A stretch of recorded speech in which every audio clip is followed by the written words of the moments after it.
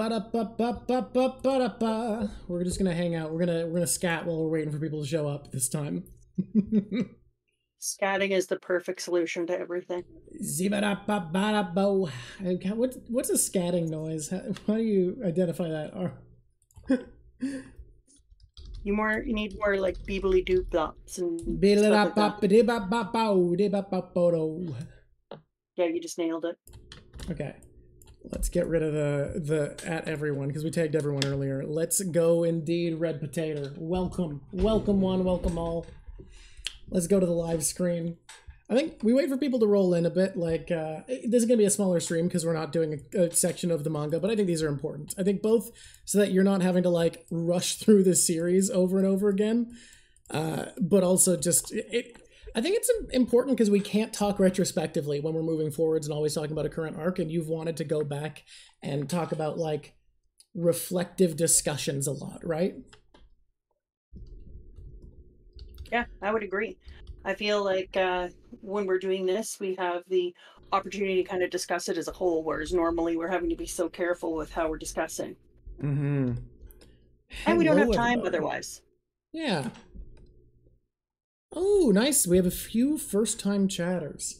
Howdy. We're going to give a few more minutes. Not a few more minutes. Maybe a minute or two more before we launch into it.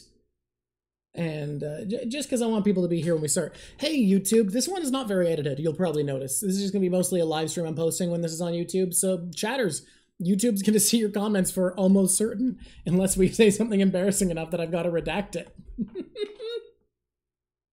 That's exciting.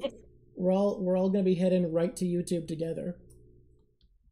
So just a little heads up, while we are going to be talking about this retrospective, and this will take as long as it does. If it takes a couple hours to feel like we've had a satisfying conversation, it'll take a couple hours. If it takes 3 hours, it'll take 3 hours. If we finish in an hour and a half, that's all we're going to have. While we're having the discussion, I'm going to be doing little drafts of Asona from Amadrock because people have been wanting to do fan art of her. And doesn't want to be posting her face everywhere, obviously. So we're going to have a little representation that I'm going to be working on in the corner while Mama Drock does the tier list that you're going to be watching. Let's see, 51 people? Do we figure this is good to start? I wonder how I do my drawing. Does the drawing end when the conversation ends or vice versa? Usually I manage to tailor my drawing style and my scope of imagination so it fits the length. The first part of Alabasta, we had to like extend it a little bit because I struggled so much with the composition that we actually ended up just riffing a little bit longer and extending. It's why the second half of Alabasta was a bit shorter than I probably would have wanted it to be. So I try to tailor the drawing so that it fits the length of the convo. It does go wrong sometimes that I fuck up in estimating how long a drawing will take. Hello, Somebody said that my voice sounded weird, so maybe we should check that. How is my volume coming through in the mic? Your volume's the right level. I think your voice just sounds weird because it's a new microphone, and people get used to what your voice sounds like with the same microphone every time. We're definitely going to do some settings to get to the best use of microphone, because when you switch to a better mic, it just picks up more noise, and you have to be more selective. All right. Oh, we're on the wrong stream thing because that's not what's supposed to be visible. We're supposed to be going to the tier list. It sounds a little more static. Part of that might just be that it's in a worse studio because Mama Drock is actually in my guest room. This wall right behind there, she is hanging out in my guest room because a friend of hers is presenting their doctorate or master's. They did their PhD, and they're actually presenting their whole PhD piece now at the museum. It's going to be pretty cool.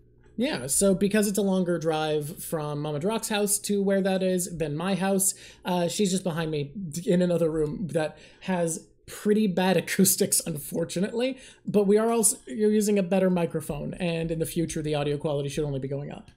But the static might also be my poor little computer, which is absolutely struggling. Bellamy, come here, buddy. Come here, my boy. You've been invited for pets. Yeah, little guy. All right. Are we ready for the tier list? We are ready to rock and roll. All right. I'm going to start looking at references of the animals I'm drawing, I realize. So the first tier list we're starting with, because I think this will inspire the most conversation and the most of that retrospective, reflective reading that we're talking about, is the favorite arcs tier list. So we're just going to be tier list, the way this is all done online is you go in order on the bottom, pull them up to where they belong. You can put multiple in the same category. It's just, what are your thoughts? And I do like that there's a bad tier here. I don't know if anything...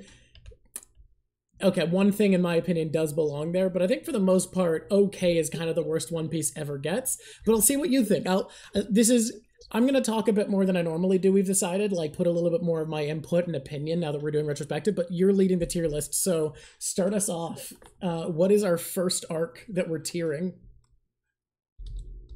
Okay, so the very first arc that we're going to be tiering is, it looks like, what does it say? Nope. Look at me moving my screen around. Can you see me? You can keep the screen in place. Yeah, this is good. Arcs. We're going to talk about all the different places, and I'm going to put them in. And you said that I should start off going left to right. Just grabbing them as they pop up instead of trying to do them like a top-down order. That's It's weird. The internet develops like a syntax or a vocabulary for these sorts of things. And the syntax of a tier list is you just grab them as they approach, and that way you get a mix, and you're not just like bad, bad, bad, good, good, good, etc. The way there's fun of like discovering where each thing goes, switching it around as it goes. I think there's fun to that. So we're starting with Reverse Mountain is the first arc listed here. There's also just, being ignorant and doing what you want because you're a brat.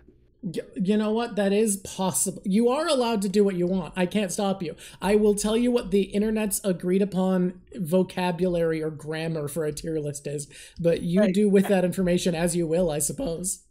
Yeah, I think we all know that being a brat is kind of a thing I enjoy. There's some evidence to support this claim.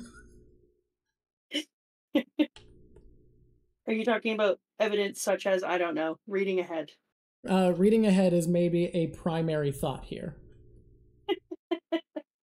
Okay, let's get into this. We got it. Okay, Reverse Mountain, how do I feel about you? Because you're on the left, so we're going to move in this direction, I guess. Kind of weird for me because they're in this kind of... We're not just going to be doing it in the way that it took place then. Yeah, we're just, as they come up, what are our thoughts? And I think jumping around, honestly, is better for inspiring reflection, because, we're going to be thinking about things kind of out of order and being reminded of stuff as we go. Yeah. I'm going to put Reverse Mountain for me. It is great. Reverse Mountain? Is this... I'm imagining... If you were grading this as a little report card, I'm imagining that you would be putting almost all of the points or bonus points from Laboon. That's what when you say Reverse Mountain is great, that's what comes to mind for me. Yeah. Reverse Mountain to me is... Now, I love the concept, right? Because I already know that we're going up. We've had a ship fall on people's heads, and we've had lots of indicators that we are definitely going up. But Reverse Mountain for me was kind of that moment where it was like, hey, do you think you're in a regular world? You're not. And then we sailed up a mountain. It's a good and important introduction to the Grand Line and the scope. Yeah, and Laboon is going to be like, the coolness of Laboon is going to obviously move that way, way ahead. But I think for me, the greatest thing about Reverse Mountain was it was the moment that it was teaching me as a reader what this was going to look like, and it was telling me to change my expectations and to expect the unexpected. And I think that's why I got so excited about everything else coming in front of me, is because of Reverse Mountain being so cool. It's a very important piece it's like a primer is kind of how you're seeing it. Yeah, exactly. It kind of like pops you up, and then you come down the other side of a mountain that you just sailed up like one does, and straight into another mountain that is Laboon. I mean, come on. It would be a perfect arc for me if Laboon came with us when we left. If we got Laboon to join the crew as a mascot. But because Laboon didn't become a Straw Hat, I was like, oh, that's going to be great, but not perfect. Laboon did get marked with the Straw Hat Jolly Roger. Well, I wouldn't say the Straw Hat Jolly Roger, an approximation of the Straw Hat Jolly Roger. It's a thing. It's Jolly Roger adjacent. Yeah, something akin to the Straw Hat Jolly Roger has been marked on Laboon. Yeah. Okay, Whiskey Peak. Ugh, this is a hard one for me. This isn't your favorite one, if I recall correctly. Like, Amy, Zoro got to be a badass, that's good. I loved Zoro being a badass. Um, some real strong moments there in getting to see the fight, but there was the one fight between Zoro and Luffy, which made me just like, oh, come on. It's like, one of a lot of people defend it and have all their justifications, but I do think of it as a low point of the series for me. Yeah, like it made me sad. I felt like I wanted to go over and find Oda and be like, it's okay, I know this isn't you. There's no way you would have made this choice. There's no way. You didn't. You have problems, but this can't be. This isn't them, right? Right? Yeah, I wanted to be like, do you want a cup of tea? Because I think he needed a cup of tea and a shoulder pat for this one. Also, I think, the cactuses all over the mountains being the graves, kind of cool, kind of a neat moment. It's a neat concept. It does strike me as weird. It strikes me as weird thinking about it, that Baroque Works bothered digging graves for the people they killed, like individual tombstones. Like, if anyone feels like going for a hike, they immediately figure out how fucked up this place is and leave. Like, it can only detriment them, and so many of them are placed, like, straight up vertically, or, like, on a vertical wall. Who's putting this much effort into burying the body? Like, throw them in the ocean. The ocean's right there. As cool as it is, I have always wondered, why the fuck do you bother? Why are you doing this? Yeah, I had the same thing. Like, you're talking about a place that has literally monsters galore under the water. Chuck the bodies in. They'll eat a body.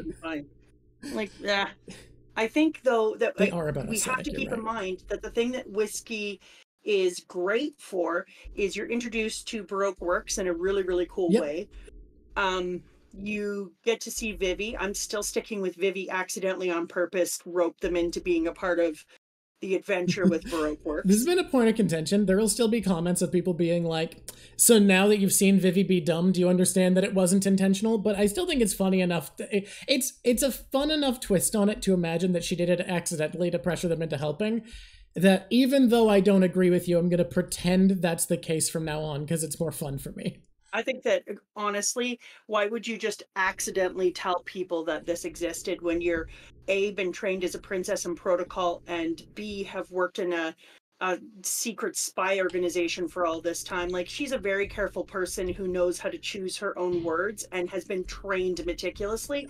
Doesn't seem like the type of thing you would accidentally, and know that I'm air quoting heavily, accidentally do. I mean, fair enough, but I will still stand by that, I think Oda will just be willing to do basically anything for the sake of a gag. However, it is fun to imagine that she did it on purpose. I love it. I love the idea of her being like, oops, did I tell you? Guess you gotta help me now, given that I'm a princess and the thing I really care about is my people. Kaido just pointed out that Nami never actually got paid for saving a princess like she expected and asked for. Yeah, I noticed that. And, Cobra, you have to have money, right? Yeah, these fuckers literally saved the country. Yeah. Fucking pay them, Cobra! You know what, though? Here we go. Whiskey Peak. All right. Whiskey Peak, where's he going? Where are we sliding him? Decent. Can I give my very hot take on my tier list? Now, granted, maybe this is because you've noticed this, that One Piece builds momentum and gets better as it goes, right? So maybe it's because I'm grading on the curve of having read further, where that momentum just keeps driving the series. I would slide both of those down a step on my tier list. Yeah, and maybe when I do this later that would happen, but you got to keep in mind where I am, right? Oh, we're going to revisit this, and I think there's definitely some sliding that happens as you go. I think this is not unfair. By the way, Azzy, my wife, had a brilliant suggestion that I'm going to take. I'm doing 2 little drawings for you, and I'm going to get your opinion on them in a bit. One of them's going to be the thing you asked for directly, and one of them's going to be a little VTuber-style chibi anime character wearing a costume based off of the critter. I love it. Okay, I'll send those to you when available, just so people know what I'm drawing. Genius. Don't forget that I have amazingly long eyelashes and kick-ass hair. Okay, very important. Someone's saying Cobra's poor. How poor do you have to be to not pay the people that saved your country, though? Like, that's beyond poor. They saved the goddamn country, Cobra. And pay these bastards. Ooh. People are saying the banquet they threw was enough. I don't know. So Luffy almost died like twice, 2.5 times. To be fair, Luffy seems to like to almost die, so it's kind of just a gift. It is a hobby of his. Yeah. God, I've recently been watching Hunter x Hunter with Azzy, and it is fucking wild to see an anime with a main character who likes to almost die even more than Luffy does. Never thought I'd see the day. So yeah, I think decent is fair for it. I think putting it below Reverse Mountain is valid. What I find interesting looking at this is I think the way that One Piece breaks down arcs where it's by island almost doesn't work, because these do feel like the same story arc. They're just not the same island, and that's kind of how we break down arcs in One Piece. Either way, on to the next one. Okay. Ooh, Baratie. Okay. Pros and cons of Baratie.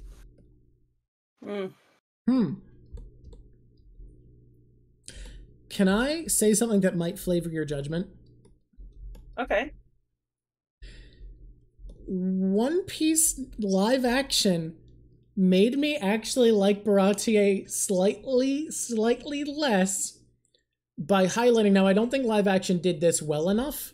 Like, I think they missed the mark and they didn't have some of the motivation, but they did kind of highlight that, like, the story could have, with some tailoring, really worked without Don Krieg and bled into Arlong a bit more. And it just feels like kind of a missed opportunity now. Ooh. That's a really interesting take. Yeah. I don't think they quite nailed it in Netflix, but I think they got closer than I'd expect for cutting the antagonist of an arc, and it just made me go like, was he really that necessary? I don't know. Okay, well, on the other hand, there's some really good things about Baratie as well, right? Fucking are.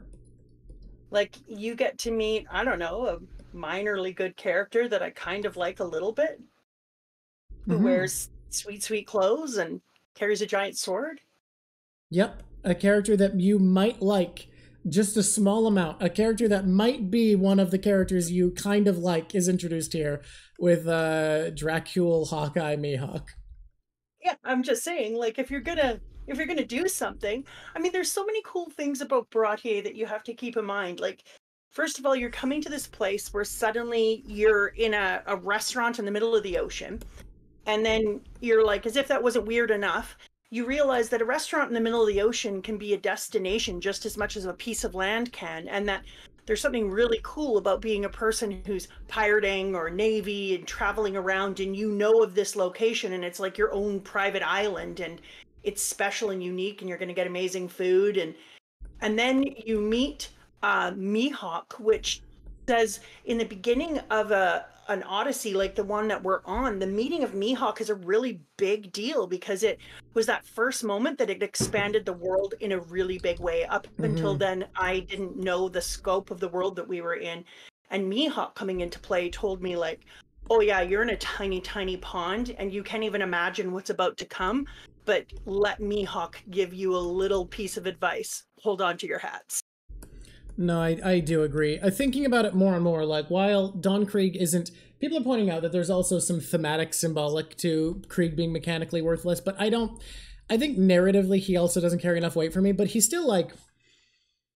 It introduces Sanji really well. It has a really good introduction of why Sanji and Luffy value each other's ideas. It has, up to that point, the best backstory with Sanji's backstory, which is just brutal. It's deeply affecting.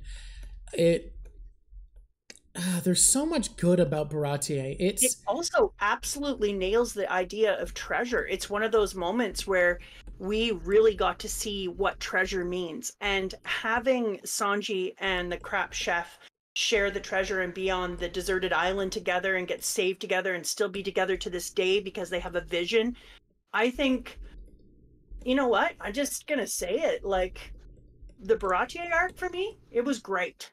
I think great is a very fair placement. I think despite my immediate critique that Don Krieg might not be... Like, the thing is, Don Krieg isn't that good of a villain, and his crew's not that enjoyable, and I still love the moment where Luffy punches the spike shield, but everything that I love about Don Krieg is kind of just Luffy stunting on him and showing off what a shitty bastard Don Krieg is. But, like, the fact that the arc doesn't need him means that there is enough of value, even if you ignore him, that I think Great is a perfect placement for it. It's really, really enjoyable. I think even with raised standards from being further in the series, I think Great is a fair placement that might still be where I put it. Yeah, I loved it. The more I look back on it, the more I love it. I think getting to see Zoro have a fight and lose that... Mm-hmm. And stunning. Like you pointed out when we did our first review, the way the loss is handled, where it doesn't break him, and he doesn't get his dream when he's introduced to it, but it doesn't break him, and it hardens his resolve, is great, and it really highlights what is so likable about Zoro's character. Yeah, I really grew to love Zoro from this moment on. He became very special to me, and I think people do Sanji dirty. Sanji is a contentious character, and I think as you get to more of his worst and best moments, it's only going to seem more obvious why people have very mixed opinions about Sanji as a character. How's my audio, chat? For me, it's fine. It's definitely different, but I think you're using a new mic. We didn't have time to set it up all like with perfect settings on a new device you haven't streamed with before in a room that is acoustically bad. Yeah, it's doing all sorts of crazy things for me here. I'm hearing myself come from like 5 directions. Okay, people are saying audio good, so people are at least okay. People are saying better now. That's good. That's good. Okay, I moved the mic down and I sat on the floor. Okay. That does not sound comfy, but all right. Hey, it's amazing. I'm crisscross applesauce. I'm rocking it out. Fantastic. Okay, yeah. So let's look at Syrup Village. Can I tell you that I think this, if I did every single arc in One Piece, wait a minute, I would only put one arc in bad. And that would be Syrup Village. Yeah, this to me, if I ranked all of the fucking 30 or whatever arcs in the entire series, I think this is the only arc I'd put in bad. I think it's genuinely the only one. And it's bad by One Piece standards. There's still things I like about it, but like, you grade on a curve, right?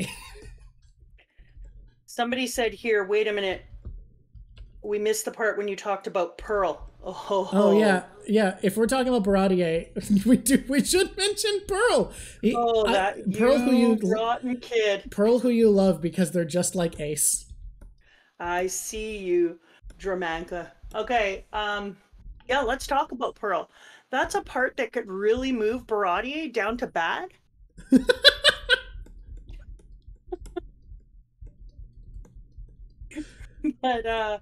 But instead of holding that against it, I'm going to remember all the other things that I adored, and I'm going to move on to Syrup Village. Okay, so I went back in and looked at Syrup Village after I watched the live action, because the live action made me like Syrup Village more. Yeah, I think Syrup Village is such a weird one in live action, because a lot of things are much, I think, genuinely weaker, but I think it's kind of the only arc that's better in live action than it is in the manga. Yeah.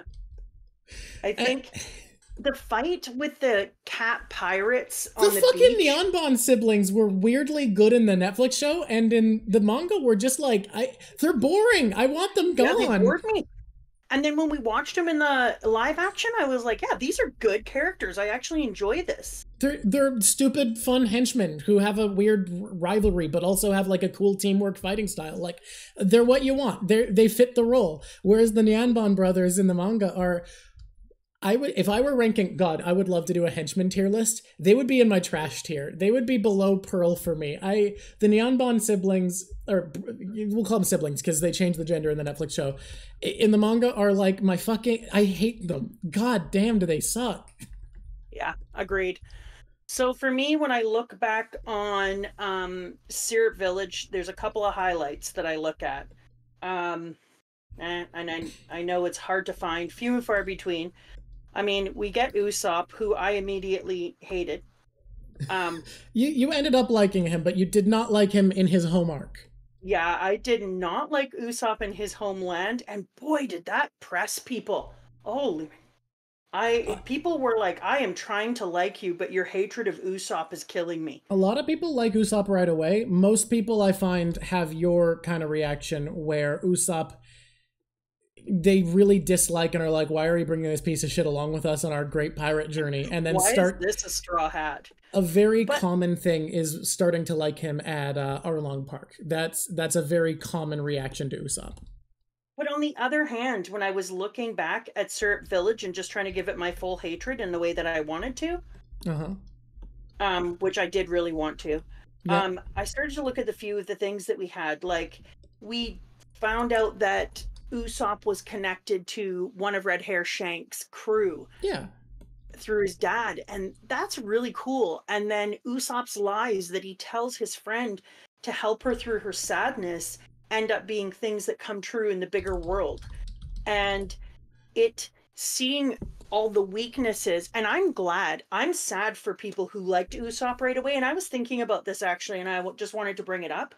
I'm sad for all the people who liked Usopp, because I feel like I got the most out of it by having this like amazing arc in how I felt about him, Mhm. because I think he sucked, just totally sucked. And then getting to see the changes in him and who he becomes and what he brings to the team and what he becomes worth and how he truly works on himself has been such an adventure.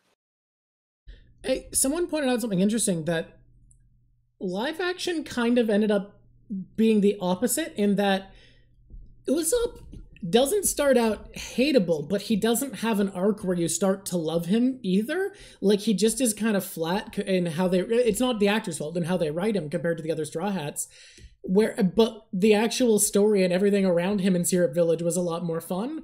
Whereas Syrup Village in the manga was kind of like this introduction to a contemptible character. You didn't really love him, you didn't love the arc, but the way he was introduced made coming around to him feel more valuable and set him up for a better It really arc. did.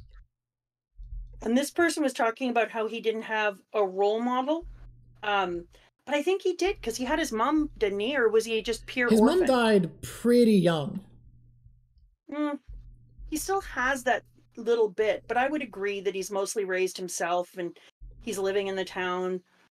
Yeah, but you know what I really love about it is, even though his arc for me in Syrup Village was flat, or too unenjoyable, one of the very cool things is how much it comes back, and all those little pieces built in, like him wanting to have leadership with his little boys club who followed him, and the way that he uses lies as a method of creating bravery, and all these other things. There's so many little pieces from Syrup Village that end up coming back and being the reason that he's so cool later on. So I was thinking that, yeah, for me, Syrup Village, it's a meh.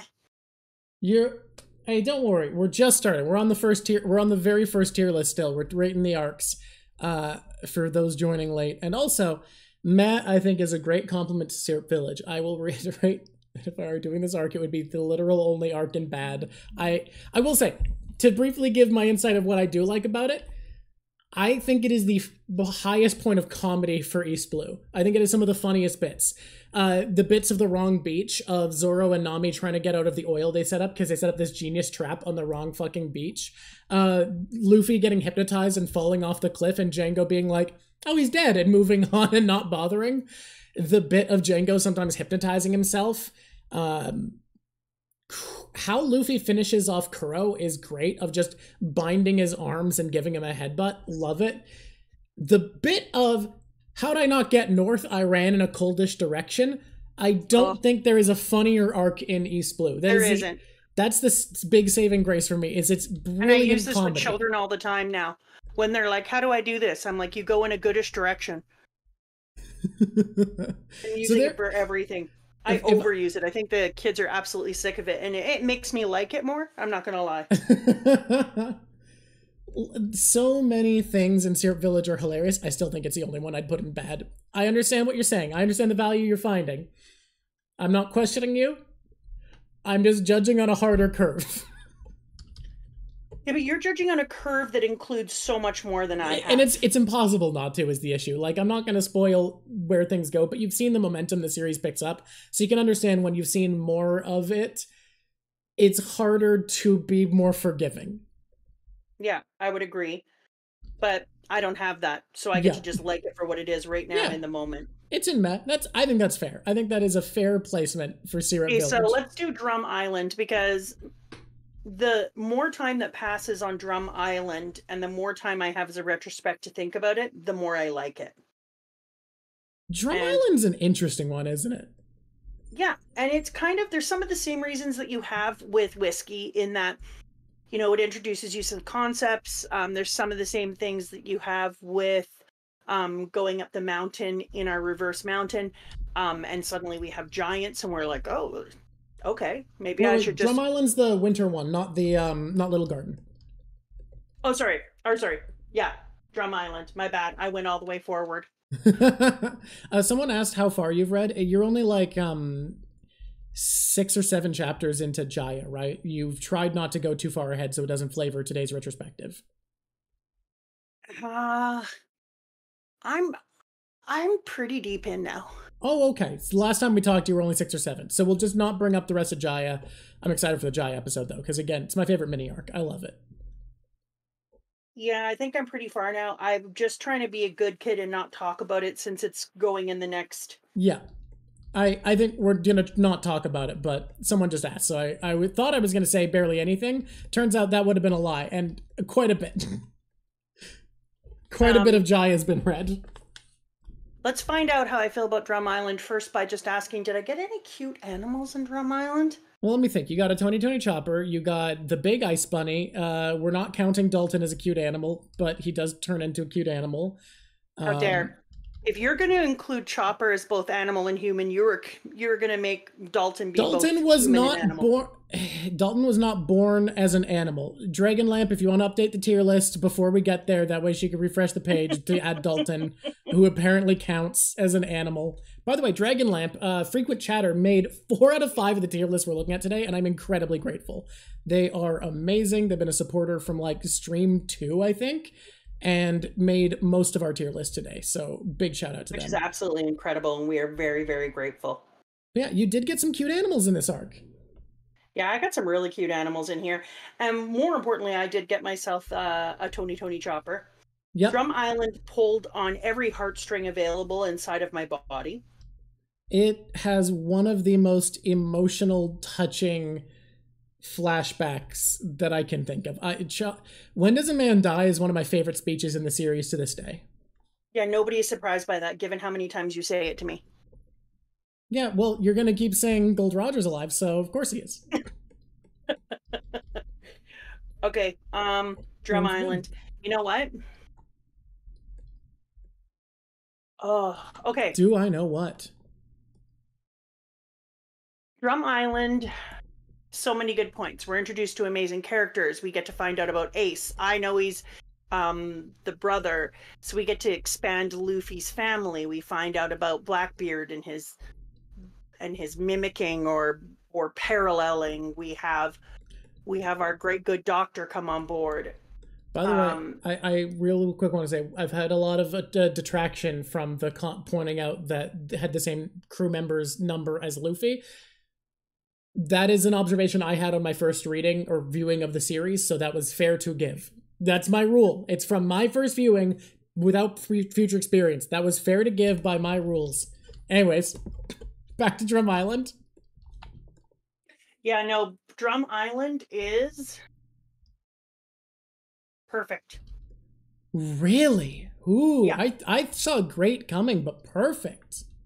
No, Drum Island is perfect. My prediction is you're going to put 3 arcs in perfect then. I was predicting 2. So I was predicting 2. I'm changing it to 3. We'll see. Don't change it based on my prediction. I'm already wrong because I was predicting 2 before we came in. I'm just now changing my prediction to 3. Interesting. You don't know what fish I bathe in. So this is one of your absolute favorites so far. It absolutely is.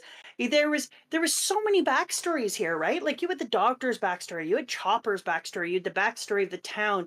You had the town fight for itself. It wasn't waiting for a savior. You had Dalton step up and help the town to find its strength to fight for itself. You had so much going on here, and then on top of it, you had all the foreshadowing, all the deep work on Luffy to change, all the little moments where you found out more about Usopp and he started to try to become the person he wanted to be.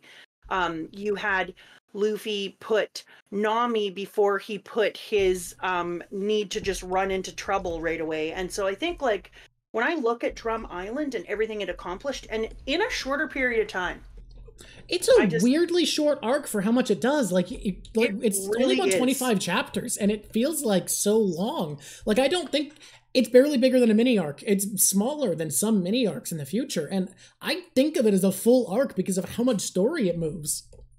Yeah. No, I loved this one. It's 100% for me. If I was reading this as an individual thing and I just picked this up and it was like just a short story, I would be like, you know what? That was awesome.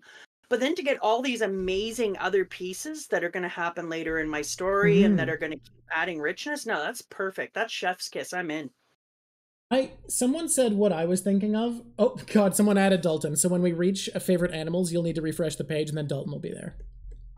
I hate Wapol. Wapol is a problem for me. That's what someone pointed out. That's part of why I think I'd put it at great instead of perfect. But yeah. I honestly, like, this isn't a future tinging my opinion. I think there's no point of reading One Piece I wouldn't put Drum Island at great. I think it still holds up perfectly as well as it ever did for me. I love it. It doesn't quite hit the high highs. Like, the 2 arcs today that I'd put it perfect, or would have put it perfect when I was at this point, I think hit higher highs for me, and high highs is what I look for in media. Like, I'm one of those people that, to talk about back when Marvel used to be good, I would put Civil War above Winter Soldier, even though Winter Soldier is a more consistently good, well-paced movie, because high highs mean a lot to me. And I think, to me, Drum Island never hits the peaks that I really look for in a perfect arc, which I feel like is such a bad way to judge something because consistency and good pacing matter so much, but fuck it. I go big. That's not how I enjoy media. I like a high. I like a big, great moment. I will put up with so much mediocrity for the biggest hits. Otherwise, how would I have stuck with The Walking Dead past, like, season 3? Yeah, but for me, I think that Wapol. Do you know that I had a kid? Because there are 2 kids who know about me reading this with you. And I had a kid who tried to talk up Wapol's devil fruit because he knew that I was going to be doing this, and he's trying to talk up the devil. I do love Wapol's devil fruit, and I had a sickening realization the other day. One Piece is not a series where it doesn't have, like, Dragon Ball fusion dance type shit happening.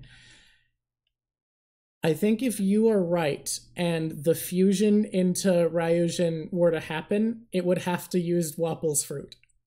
Oh, you be quiet. How else would you fuse the Straw Hats into a single entity? If you are right and it's literal, it would.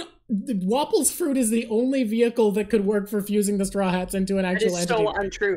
We don't. There's so many other mechanics that could be there. It might be something we haven't seen yet. I think Wapol's fruit only proves that it's more possible that there are different ways of making a combination. I just want to point out, of everything you're aware of in the series, Wapol's fruit, what does it? No. I hated it. The kid the whole way up the stairs to the computer lab the other day was sitting there and just and he's on and on to me like, no, that's a great fruit. And he's going through all the different explanations. It's and really good fruit. And he made the same explanations as you did. But I was like, I still hate it. Hey, kid out there, if you're watching this, you're fucking good taste. Great taste. Love it. Look, Wapol can be a shit character and have one of the coolest fruits in the series. If I were to pick any devil fruit, it wouldn't be his. If I were to pick any devil fruit up to this point, it would be Robin's. If I were to pick a second devil fruit up to this point, between Buggy and Wapol. Whatever. We'll get to devil fruits later. We will. That is, I think, 3rd tier list today. Hey, Alabasta arc. Yeah, we know where it goes. We know where Alabasta goes. We can skip to where that goes. Come on up, friend. Come on up. By the There we way, go. further to the left tends to mean higher within the tier. So if you want to order the tiers, the further they are to the left, the higher tier they are. Okay. Alabasta for me, the last bit there, I don't know if you know this, but there was this place that you made me stop at. I think it was chapter 178. Yeah, I think it's a chapter 178 where I made you stop, yes. Yeah, I'm not sure, but it was somewhere in there. And Luffy, who's like, you know, pretty a beloved character. Yeah, one of the world's most beloved characters. Tiny manga was stabbed right through the chest. Yeah, impaled through the gut and chest. Yeah, by a giant hook from a giant man made of sand. Yes. Shish kebab moment. And everything after that moment, I think, was some of the best narrative I've ever read. It's incredible, isn't it? Like, yeah. The Alabasta arc is so good. What you were saying earlier about if Drum Island was a short story, you'd walk away feeling great. If Alabasta was a novel, that story is a brilliant novel. But the thing is, it can't really work as well as a novel because it is this concise, consistent story, but it means so much more because of Vivi and Luffy being these characters who are coming in from this story. We've traveled with them to reach this point, and they're the pieces that show up to unravel this perfectly laid out, meticulous plan. I absolutely agree. It's not only that, but I did a whole bunch of looking up afterwards because I started to look at a few things that I want to bring up later. Okay. And I'm going to make noise. You can, this is the tier list video. You can jump in and out of Corkboard while you're going if you want to. Like, the whole point of this is we're doing a retrospective, and the arcs are really good. The arc tier list is the best way to, like, give us an in to talk about the past, I think.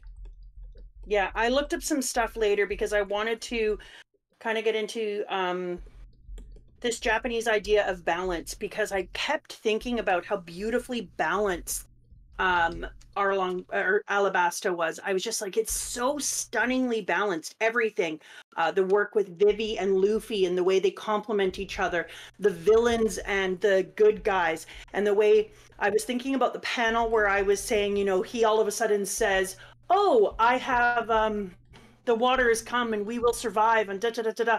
And then boom, right after that, you have the baddie going, and we will destroy it forever. And I was like, this is just brilliantly balanced.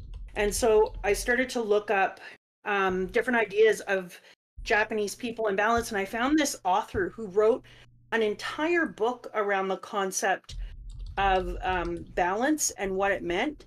And I found out about the term wa, like when you're talking in Japanese, if you say, you know, konnichiwa, watashi no namae wa Rosanna desu.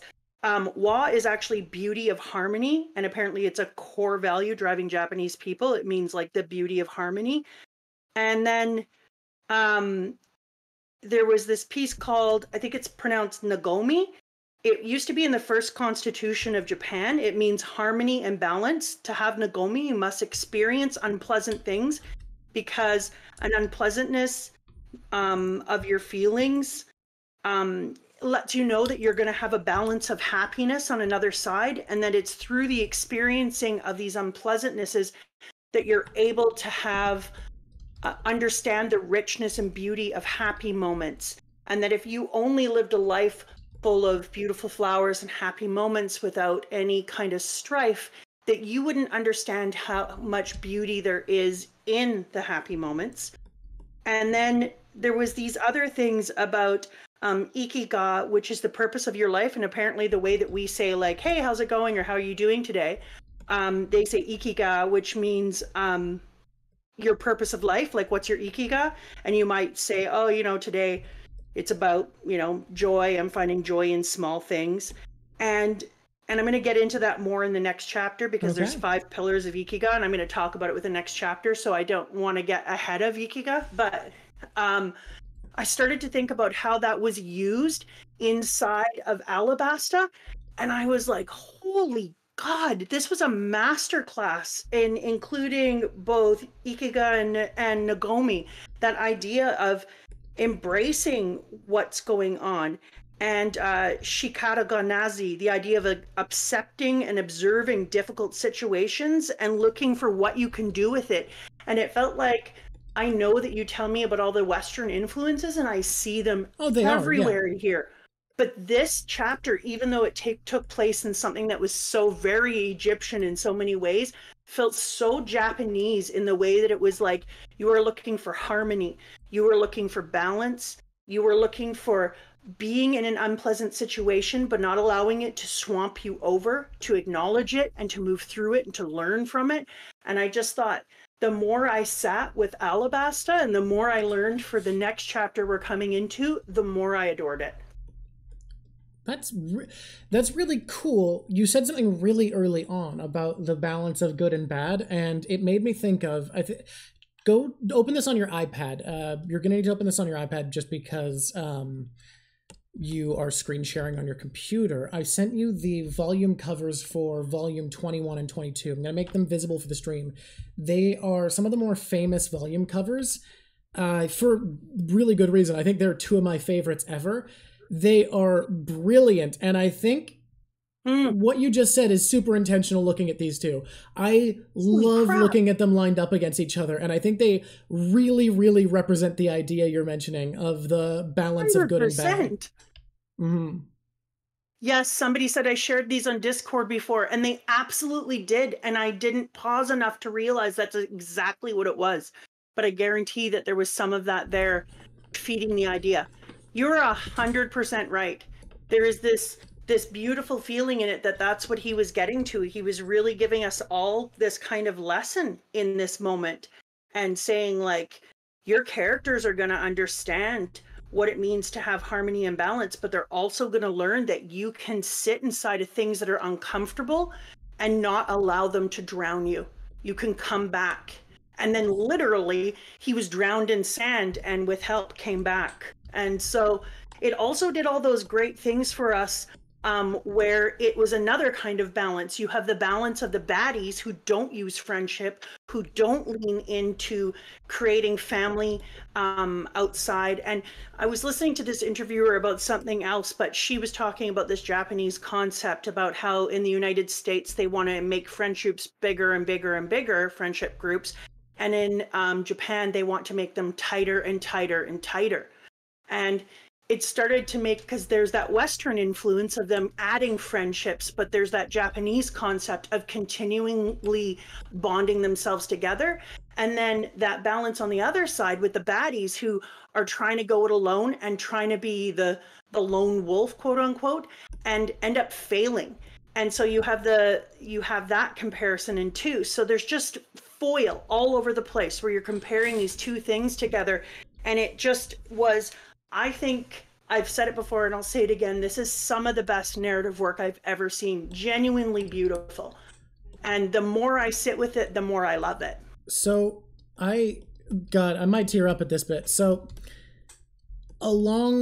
the thing before this show was kind of what finally convinced you, because you wanted to be part of my life and part of this new thing I was doing. And I said, hey everybody, I was right. I said that I thought this would be a concept and that you'd be a person that the internet would really like. And it made you want to help me out with my stream. And that's what convinced you. But I think the thing that almost convinced you before that got the closest, was when I said, I know you're going to love this series, and it is so narratively beautiful that if, in the hopefully distant future, you were to die without having experienced it, I would be sad. And that was the first time I'd really seen talking about why I think the series is so beautiful got through to you. And our stories like Alabasta are what I was thinking of when I said this, that I think if someone's the type of person where they're going to get value from One Piece, it's the type of story that your life is genuinely less full if you haven't experienced. And I would agree. I would agree. And I'm really glad that, after a mere decade of you pressing me to read this. A little less than a decade. I didn't start that much until you read or listened to the Adventure Zone. I will reiterate. But I think that I was thinking, like, I'm so glad that I got to read this, and I'm so glad that we get to experience this together, and that we have a community who comes in and is part of it, and their thinking and their ideas are part of it. And now we have the amazing book club where people come in and they drop ideas. And even if I don't comment on every single one of them, people need to know that I am constantly reading them and getting new things and new insights. I mean, sometimes maybe too deeply insights, even though they're so careful and so good. I was thinking, like, what an incredibly beautiful process to go to, but I would have genuinely been upset if I didn't get to read this, because Oda is definitely giving everyone a master class in narrative work, and the way that he is embedding so much of philosophy from so many different cultures. And what a gift for me, like, personally. Thanks, Oda, for writing this, because he has combined all the things I love most. Like, it's theatrical, it's philosophical, it's hilarious, it's narrative,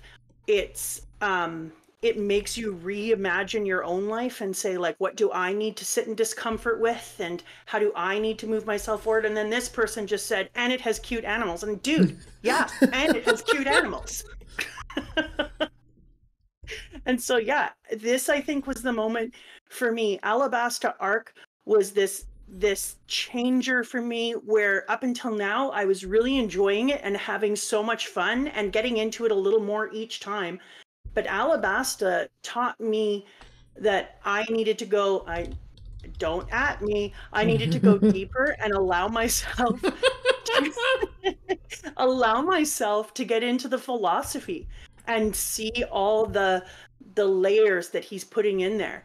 And it has absolutely changed my relationship to this manga. So I don't want to give huge spoilers about anything, like where things are coming that are gigantic and huge. I think hyping up a specific arc before you get to it is never a good idea, because, you know, you never want to set expectations, except when I set it for Arlong Park, because it's so much better than the rest of East Blue that, like, now can I not? But I want to hype you up on how far this series goes. I just looked it up, a 2018 Crunchyroll poll on people's favorite One Piece arc. Alabasta got 3% of the vote. Wow. That is, in my opinion, an accurate statement of the quality we're in for in the rest of this series. That a story as beautiful as Alabasta deservedly only got 3% of the vote for best arc. And yet I'm going to keep Alabasta in my heart forever. Oh, I agree. It's stunning. It's beautiful. It's wonderful. It's a story I look back to constantly about how much I love it and how much it meant to me and how much it changed the story. Oh shit, someone just gifted 5 tier 1 subs also. Thank you. That's amazing. Oh, that's beautiful. Thank you so much. Yeah, this will stay in my heart forever. Alabasta for me was just this beautiful, beautiful thing. Wait, is it Watsuba? Is it Watsuba? Watsuba? I was trying to figure that out before I said their name. What does that name mean? I want to know. Well, Madrock is interested in your name. Watsuba? I'm sorry. No, I'm not making fun of you. I can't say it. That's why I never tried. That's why I didn't try until you tried. When people have a name like Watsuba, I'm like, why? What's that? What's that mean? I need to know. Okay, Arlong Park. Without a doubt, I would agree. It is the best part of the East Blue. Okay. Although I adored Loguetown, I really did. Yeah, I think Loguetown it's too small to sink your teeth into in the same way. Like, it takes mini arc to a new level, but like, fucking God, Arlong Park is good. Yeah, I think of Loguetown as being like, I talk to people sometimes. Oh, I made it up while playing Pokemon Mystery Dungeon. Okay, sweet. Well, you killed it. It's a wicked name. I think of Loguetown as like, if I read a book that's really serious and really took it out of me, like Cormac McCarthy's The Road, where You'd everything love is to bring depressing. up your contempt of The Road. I had a kid who read it recently simply because I hate it. I mean, that's one way to encourage people to read challenging works. That's how I encourage kids to read. You want to increase kids' reading levels? Talk about how much you hate Tristram Shandy all the time. I'm going to start talking about all the things I hate that I want kids to God, read. I hate Ulysses. So after I would read something like that, I always say that I need something like bubblegum to cleanse the palate, some soft, gentle reading that's not going to kill everyone in the entire book. And Loguetown kind of felt like that. And then it tried to kill Luffy and then introduced Are we skipping to Loguetown or are we doing Arlong Park? No, I'm just saying, like, I was just doing a little move forward. And so Loguetown would get to go up there, but it isn't going to. Arlong Park for me is... Ooh. Look, you just said it's the best of the East Blue, so we know it has to be at least further to the left in Great Tier to Baratie, right? Okay. So Arlong Park for me... this is hard. Are we debating Great and Perfect? Yeah. So what I would do here is compare. Do you, in your opinion, think that for where you're at, Drum Island is a good gatekeeper for Perfect? Like, you must be this tall to ride the ride. Like, is it as good as you need to be? Like, the bare minimum to reach Perfect here. Is it a good gatekeeper? No, Let's decide that first. Okay, so Arlong Park doesn't clear the you must be this tall to ride of Drum Island. So I might end up being right that you're only going to do 2. I just thought they'd be Arlong Park and you're wrong. Interesting.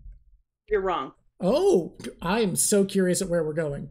Damn. All right, so let's talk about Arlong Park. And I'm shocked it's not imperfect. Like, but yeah, I'm so curious. Let's talk this through. Yeah, okay, so Arlong Park for me would go up... Okay, getting to see the piece where I got to actually see them walking up and going to fight for Nami was amazing. Loved to see the change for Usopp. It was one of his first. And somebody in the comments in the other... in the YouTube channel had put in something about how Usopp isn't... Not to be pedantic, but Usopp isn't... You're taking this on, huh? I don't run away from things. Being in an uncomfortable conversation is really just a moment of holding ideas lightly and talking it through, and I love that. I saw it as well. They pointed out that Usopp isn't brave, he's courageous, and I just wanted to throw a fucking thesaurus at this person. They started with a risk to sounding pedantic, which... Congratulations, you have succeeded. We shouldn't take on every negative comment. That's not healthy, but it's not negative. And I could see why he would be making this comment if he felt this way. Like, I'm not throwing shade at him. I'm just saying, in my opinion, if you're looking at it through a literary perspective, that being bravery is the second part to courage. And it is. If you're looking at it through a literary lens, you have courage, and the courage builds you up to put it into action, which is bravery. And then if you look through all the different quotes about bravery, you have the ones that say things like, it's only brave if you feel afraid and you do it anyways. And Usopp, that was this moment in Arlong Park. He felt more fear than anyone. And yet this was this great thing where he sat in the woods. He had the courage to hide. He had the courage to fight back a little bit at first. He built his courage to be a part of the Straw Hats and go in with them to begin with. But when he became brave is when he takes action and fought back and decided to change his story and who he was. And he had a balance there. That's Wa. He sat in it. And at first he had fear and he had cowardliness, and then he changed from fear and coward to being courageous then brave. And I think that's huge. And so I loved that part. Plus, as a baddie, I mean, Fishface is an amazing baddie. I think our only 2 villains I'd say are great so far are Arlong and Crocodile. Yeah, exactly. And I think Arlong was an amazing baddie, and we moved right through. So I adored this, but it isn't Alabasta to me. It isn't Drum Island to me. Fair. I want to check this out a little bit below. are you sorting within tiers? Like, is Drum Island to you better than Alabasta? Because it didn't sound like it from what you were saying. It sounded like Alabasta would be for me, Alabasta is, if I could go a little step beyond perfect, and just slide it to the left. That's tier list language, visual language is further left is higher. Because someone was just asking if it or was like, oh my god, Drum Islands with even though the Wapple is higher. Right, my bad. The only reason I hadn't done it sooner is because I have to keep you on so quiet in this room. I only now registered that you said slide it to the left. Okay. Because you're so quiet in here. Fair. Something... Tier lists for One Piece for arcs often do have a tier higher than perfect.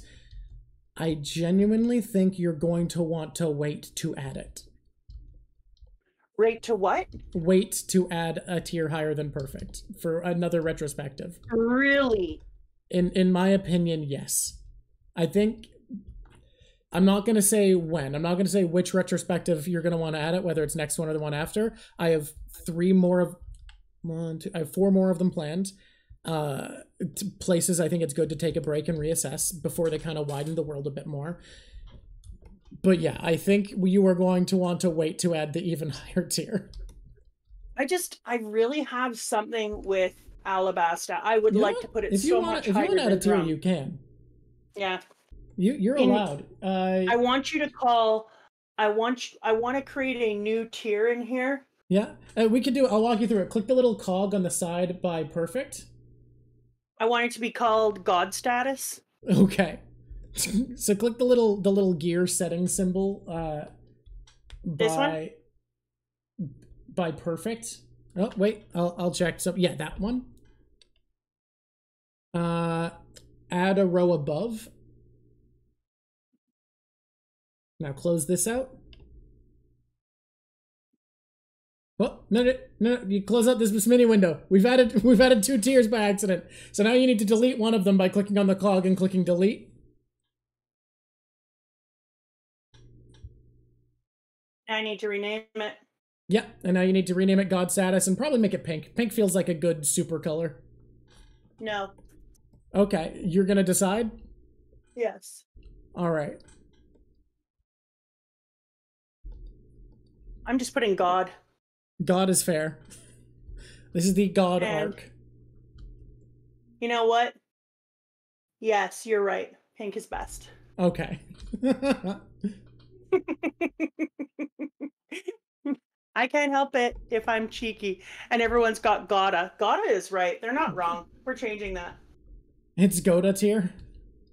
Goda. Goda. Boom. I mean, how can you not at this point? I'm so glad that you've done this and made it this far because, like, I think Alabasta really is a moment of, like, oh, holy shit, this is a type of story I didn't know could exist. There we go. All right. So are we moving on to Romance Dawn? Oh, Romance Dawn. Yeah, we meet our friend Kobe, Alvida, there's a Dawn Krieg.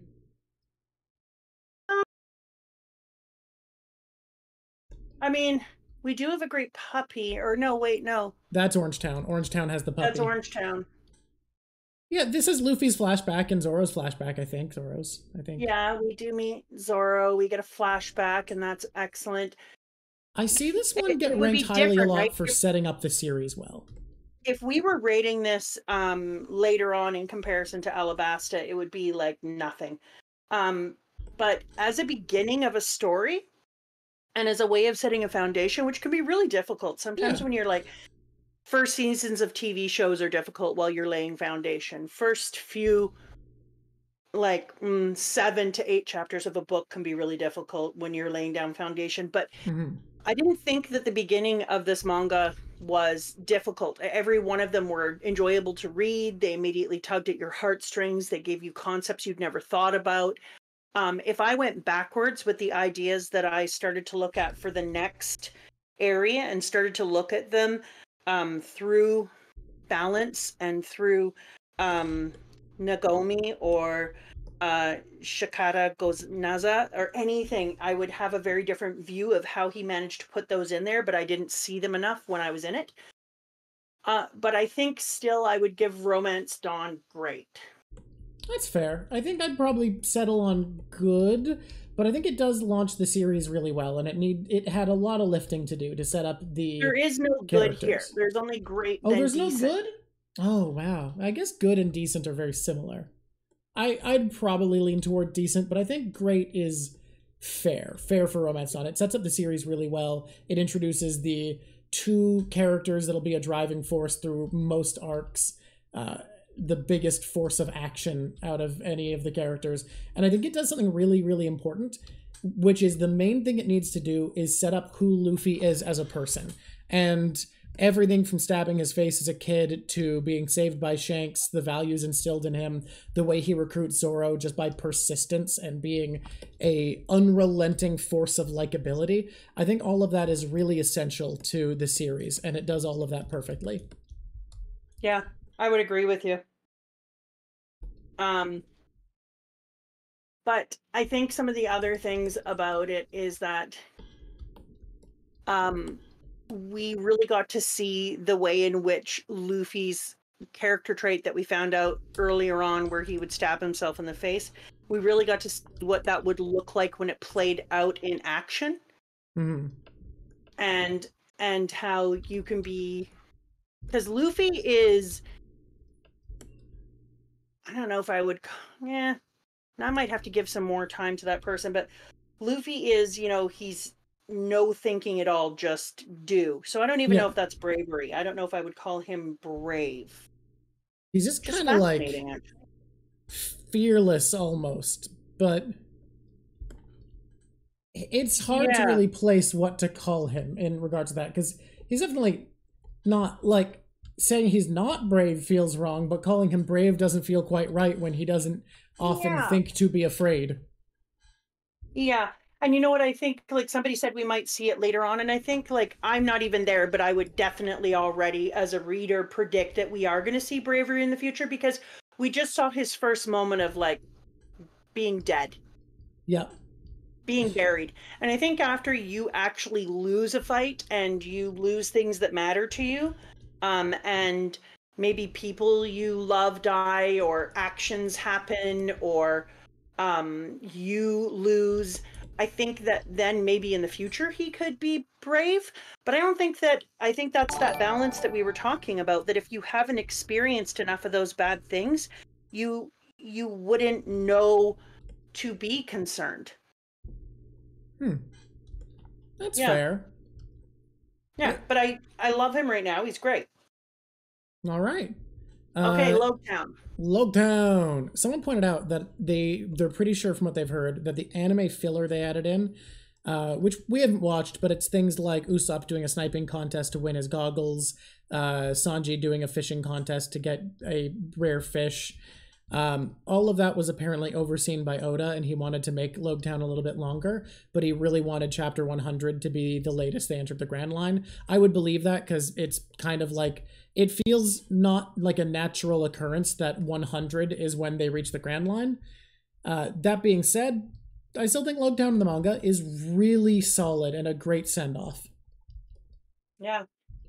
Loguetown, it may be short, but I've decided that I don't care. Okay. It's perfect. Woo, that's interesting. I am surprised by that. Even I'm surprised by it. Hear me out. I'm hearing you out. I've had a lot of time to think. I've memorized 4 pages. You have looked at Loguetown more than any... I think you spent more time with your eyes on Loguetown than any other arc, which is shocking considering it's got the smallest page count. 100%. Okay, so here's what's going on with Loguetown for me. You have a culmination of a million pieces of foreshadowing, and I think some of them are deep, deep, deep into the piece. And you said to me at one time that if he could do it again, he wouldn't put such obvious things earlier on. Yeah, that's the thing he said, that he feels like he's left too many clues for people to figure out, and he didn't really see the internet era coming. Yeah, okay. So for me, Loguetown was one of those moments where he kind of maybe he would feel that it's a mistake, and I would feel like he's wrong, because maybe if people aren't reading it the way that I'm reading it, like I'm reading it intentionally to look for things and to analyze it, not just to enjoy it. And so when you're doing that, you're going to have a different take, and you're going to be digging in a different way. But for me, the reason that Loguetown is perfect is because it's perfect for a couple of reasons. It's perfect for what it does. It cleans up the East Blue. It immediately creates a big feeling of the world. We have Gold D. Roger's backstory in there, and I know Gold D. Roger is going to be a huge thing in the future. And I still don't think it's just going to be a reincarnation. I think he's just alive, somehow. No, we didn't forget him. But bringing that in and that coming out, and then you have Zorro meeting his lookalike childhood friend, which brings all those feelings into the present for Zorro. And then you have this huge feeling of Luffy's potential, like when so much interferes with it, and Dragon comes down and doesn't let Smoker attack him or hold him back. All of a sudden you're like, oh, this is when I realized, like, yeah, this is going to be next level. Luffy is a farm boy who's going to have magical properties or be bigger than he was. And it takes this to a whole different level in one arc. You go from East Blue being this jaunty story, and there's going to be a investigation on, are we going to be able to find the One Piece? And I will, Oda. I will. So you are declaring now that you are going to solve what the One Piece is. Oh, no. I have to. You can't go into things thinking you're going to fail. If you fail, you fail. But you got to go in thinking you're going to rock it. It's going to be I have told you that there is a dude who thinks he solved it, who learned Japanese to be able to read all the clues. The other day, I was talking to one of my Japanese students and being like, how do I say this? How do I say this? What does this mean? And then she was like, Mrs. Jackson, you are my teacher.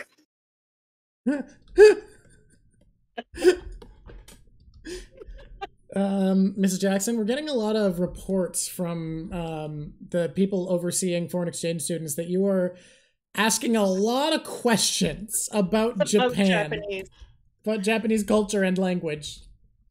Yeah, I think I'm just going to have to learn Japanese. Oh my god, you maniac.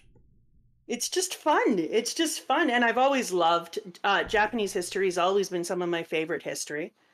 And, I think viewers of this series would believe that. Yeah. And Japanese culture has always been culture that I've adored learning about. So, yeah. Yeah, I don't know. All right. So then you have all of that. And then the next thing that you have is the Straw Hats are straw hatting in this moment. It's that thing I was talking about earlier about Japanese people thinking of the idea of bonding their group together tighter and tighter. And in this moment, they bond so tight. They wait for each other. They're worried. Did you get this thing for Nami? Where is this thing? He's gone off here. And they're all thinking about where each other are and are aware of each other's needs and presence the whole time. And it's such a small arc. And yet he accomplishes so much magical realism in such a small amount of time without doing anything overt. It's brilliantly done. I want to specifically highlight too something that I just want to go back to when you're talking about the moment where everything opens up because Dragon saves Luffy. The line of dialogue is translated a lot of different ways, but the gist of it is his story doesn't end here is just such a powerful line to me. It says so much of like, no, yeah, I know you could stop this boy and arrest him, but I'm not going to let that happen because his story goes somewhere. He's going to do something. I know it, and I'm not letting you say otherwise. Yeah, 100%. That's 100%. Without help, the next time Smoker meets Luffy, Luffy, by conviction of who he is, convinces Smoker of the same thing. You could still catch him. His story doesn't end here. Exactly. And so and that's interesting that those are two moments with Smoker, eh? I mean, twice Luffy needs to be saved from Smoker, but once it's by Luffy's own character and who he is. he manages to No, I think convince it's just really Smoker. interesting that both of the moments of Luffy's story doesn't end here, sit with Smoker. Let's put that in the treasure box. I mean, Smoker is a Marine powerful enough to catch Luffy, so it makes sense that it's being put in his hands a lot. Hey, Gavin. No? Who's Gavin? How to Train Your Gavin, the guy who gives a shout out. Oh my god. I just thought there was like a guy named Gavin here. Hi. Welcome to the show. That's awesome. Thank you so much for mentioning us. We had a few people show up in the comments saying that they were showing up on the channel because of your shout out, and that's amazing to see. Okay. Little Garden. So this one is going to be hard for me. Okay. Oh, just note aside. I want to take that little piece about Smoker and put it in the treasure box for later on because I want to enjoy that. Oh yeah, I guess I should also, I'm just gonna quickly, I should do shout outs too. We are also streamers. How to Train Your Gavin does an awesome show. Did a show with Murphy Napier, one of my favorite creators recently, where we got a shout out. Check them out. We also have that power. It's crazy. And somebody in our Discord said to me that How to Train Your Gavin has always been their favorite show around One Piece. So I think that's pretty cool. Reg is I know just nothing gifted them except for a sub. 2 names, so I was pretty excited about it. Yeah. Okay, Little Garden. Oh, Little Garden. Little Garden. I love Little Garden. Little Garden's it feels so hard to place because its structure is so atypical. There's no big flashbacks. There's not like a huge. There's not a typical villain. There's not like an evil king or something. There's some friends we meet. They get attacked. We save them. We get their. It just. The fact that it doesn't follow the formula, but it almost does, makes it almost harder to rank than something like Loketown that entirely breaks the formula. Yeah. Also, something about Little Garden, I mean, just like when we were talking about Syrup Village, how it has great comedic moments, Little Garden has fantastic comedic moments. I think up to this point, it's the funniest arc. It's it is so much brilliant comedy. I bet you're going to regret not having a great pose now. Yep. There is that one major part of putting my great good sweet little friends to sleep for a long time. Giving the unluckies just a nice little nap. You know, when Sanji accidentally puts the unluckies to sleep for many years. But there's some really phenomenal moments in here. They use like literary development pieces, like putting a mountain on top of Luffy to stop him, and people were worried that I wasn't mentioning enough about how the Monkey King or the Monkey God is just a well-known piece and inside of Chinese and Japanese folklore. And I wasn't, because it's one of those ones that is very common and very well known. And I am going to bring them up actually in the next piece that we do, because it becomes important. But I thought it was absolutely fantastic to have them put the mountain on top of Luffy there, since that is one of the things that they do to stop the Monkey God. And yet it does not stop Luffy at all. He manages to beat his way out of the mountain. And the other thing about Little Garden is this is when we started to see how much the Straw Hats were leveling up within it, in my opinion, because I'm not far enough to say, but I would agree that Alabasta helped me to put that theory to the test. And the Straw Hats are leveling in front of our eyes, learning in the moment, and then tearing up as we go through. It also had that great backstory with our 2 big boys. Two big boys, Dory and Brogy. 2 big boys story. Famed warrior pirate giants are 2 big boys. 2 big boys, and it made me immediately wonder about what power level they were on, and I wanted Mihawk to come out here and have fights with them too, and enjoy the battle, because there was that camaraderie between the 2, that despite the fact that they were fighting to the death, that there was such a deep brotherhood between them. There was such a balance in them, going between the needing to fight for the sake of the other person's honor as much as your own honor. And I love that. I love that it feels like, and this is the first time that we have one of Usopp's predictions come true. This is another time that we learn more about Baroque works. It's a phenomenal arc. Oh, It's very, very good. So I'm feeling like you're debating great and perfect, huh? I am. Hmm.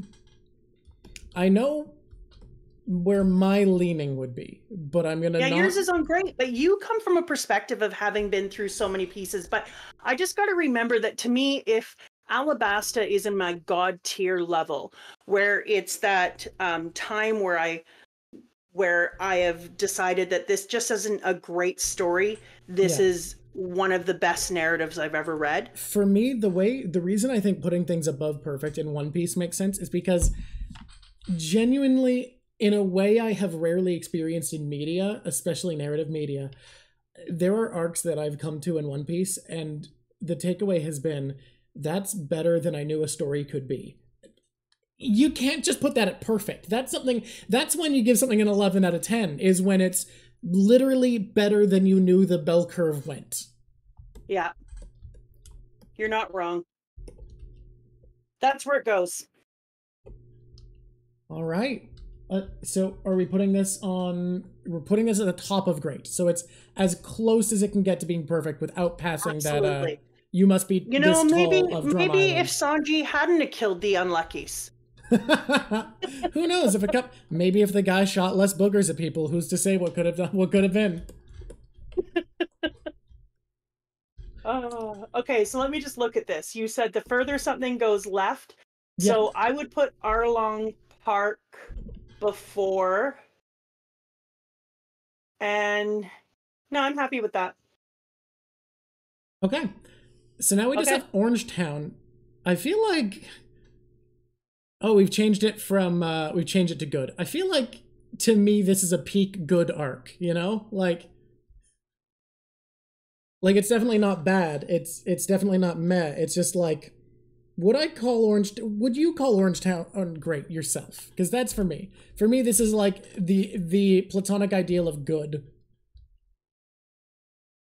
Yeah, but again, we keep talking about this, and for you, you're comparing it against things that I haven't even read. And I'm trying not to. I think I would actually put it in meh. In what? In meh. Meh. Yeah. Wow, okay. I think from where you're at, good is my leaning, but this is your tier list, not mine. No, I think that's interesting. What is meh to you? Meh to me is like this is never an arc I think about. It is not something that dwells when I do little One Piece theories and opinions in my head. It's never one that comes up. But if I think about it, I'm like, yeah, that had some really good stuff in it. Okay, yeah, I can see that. I mean, but you get Buggy in this arc. You do. I fucking love Buggy. I mean, Buggy's you get great. My Great Good Pup. Yep, love Choo Choo. Choo Choo's Chow, great, wonderful. Love a Choo Choo. But what means the most to me in this arc is this is where the idea of treasure really took on a new tone for me. It is really good thematic work here. It was up until this moment, Luffy searching for his treasure, and the idea of having treasure it didn't mean anything to me at a deep level. But after Orange Town, I understood in a different way what it meant to have something that fed your soul and made you feel like you would give up your life for this because it was so important to protect it, and it was so important for it to exist that you put it above your own life. And that isn't something that I would have seen happening in a manga, but for me that's because I'd never read a manga before, and it started to make me wonder, like, holy crap, what have I gotten into? Like, these people were talking about self-sacrifice for ideals. And also it reminded me of that dog in Japan who used to go to the subway all the time. He used to walk with his owner and take him to the train, and his owner would go to work, and then he'd come home and that dog would wait for him and walk home with him. And when his owner passed away and he went away, the dog went every day of his life until he passed away and waited at that train. And that's right. Hachiko. Everybody think about the Futurama episode and cry. Yeah, so when that happened and when we saw that and he based it on Hachiko, I thought just I was so impressed with how Oda was bringing things that had touched his own life so deeply, and it made such a big impression on him. But also, he chose something like Hachiko, who was so amazing and touched so many lives, and brought him into a manga and said, I'm going to use this so you understand what I'm trying to say about treasure. And then everyone, when they were reading that, thinks to themselves, like, oh, now I get it. Now I get how important treasure is. It's this Hachiko moment that made everyone be like, yeah, this makes sense. And he made it without having to get super soppy and without having to explain it, just with the quiet actions of this dog sitting in front of the pet food store. He made it so apparent to us how important this was to the dog, how important his owner was to him, and how he was willing to forfeit his life and his own personal gain to hold the treasure of his owner's memory and the store. And so I'm sorry, I can't just kill that. It can't be meh for me. No, no, I'm not. I was never arguing you should put it on meh. I'm saying on my list it'd be meh. My argument is solely, does it compare to Romance Dawn and the Baratier that we have in Great? Yeah, it does. Okay, that's up to you. This is your list. Should we make two different Great tiers? Should you split up Great somehow? Because currently half of the arcs are in Great. No, I'm going to put it in good, but I'm going to put it as far as you can. Okay, so it's the best of good. Because I need more tiers. That's what I was thinking. Do you want to split up Great so that we can have a little bit more distinction? Well, yeah, it's like, would it be a 10 out of 10? No. Is it an 8 out of 10? No. But it's like, it's a 7. It's a 7 for me. I liked it a lot more than I liked Whiskey Peak. I think good still feels fair, and maybe if it would you feel more comfortable if Whiskey Peak was at the top of meh? That's what I was wondering. It's just that I hate meh. I hate meh, even though, God, I really dislike that fight between Luffy and Zoro. So, well, it's kind of it's one of those things where it's not necessarily that it's a low bar. It's kind of being dragged down by one of the central moments being something that you hate. No, I'm not going to do it because I also love whiskey because I started to look at other things. I started to look at, is it possible that the moon and sun have more meaning? Did start looking at the moon. I started to understand Baroque works, and it expanded the world again. It does feel really interesting. I'm starting to think of One Piece as like origami, and it's almost like we're unfolding it.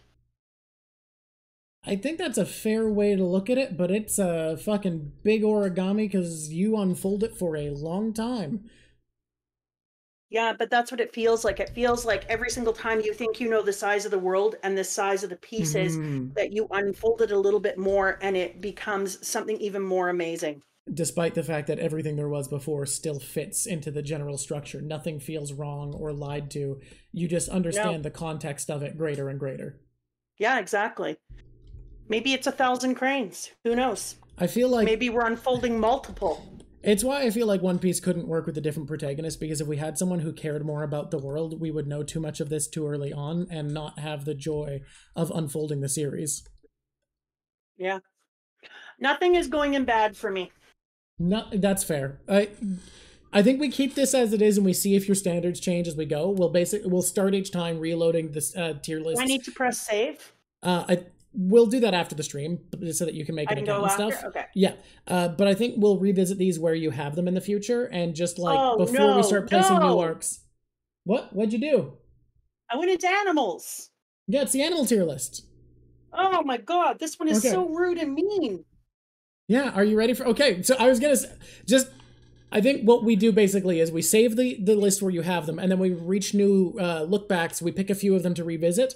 When we revisit them, you can reassess and slide things around before you place any new ones. That way you can just like check where your standards are. I love that question. Where is Dalton? Did you reload? There's no Dalton here. Reload. Dragonlamp said he added him. Oh, big mistake. Huge. Here we go. Oh, okay. Where Robin's is turtle, he? I think, is on there. He has a hat. Do we have him? Do we have Dalton? You'll need to close that ad. The ad will show up. Do you see him? Oh, yeah, he's the last one. The very last one. That's Dalton. Oh, there he is. There's the boy. All right. Okay. We're starting with the unluckies.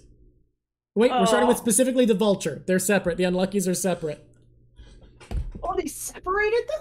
Yeah, they're two animals. I mean, there are a few animals that represent their group, like the weird animal represents all of the island of weird animals, and the dinosaur represents all the dinosaurs. What? Well, I did my first one. You can't see it. Can you see the screen? Are you alive? Oh yeah, no, I can see it. I was just looking at my drawing. Precious friend for the otter. You skipped ahead to put the unluckies in precious friend. Does the vulture go up as high as him? Does she go up just as high? Decided yet. Okay. We're not doing this in order. We're breaking convention immediately with this one. No, we'll go minorly in order. I needed to put him where he belonged right away. Okay. Yeah. Who knew that you could love a bad guy so much? This is a bad little spy. Oda did. Oh, rest in peace, precious friend. Have a good sleep. In the arms of an angel. No, it's still too soon for that. Nope, too soon. I also don't remember the rest of the lyrics. They all go into precious friend. Damn it! That's not true because Lasso is on this list. Oh yeah, and Lasso made me angry. Okay, here we go. We're gonna do this faster. Kind of cute. Okay. Precious friend. Cute. Fair. Vultures are less cute than otters. Kung Fu Dugong's precious friend totally makes sense. Oh, this camel. Eyelash the camel. Adorable. Okay. This one, we're speeding through the animals. This makes sense. I figured Arcs would be the one that would take the longest.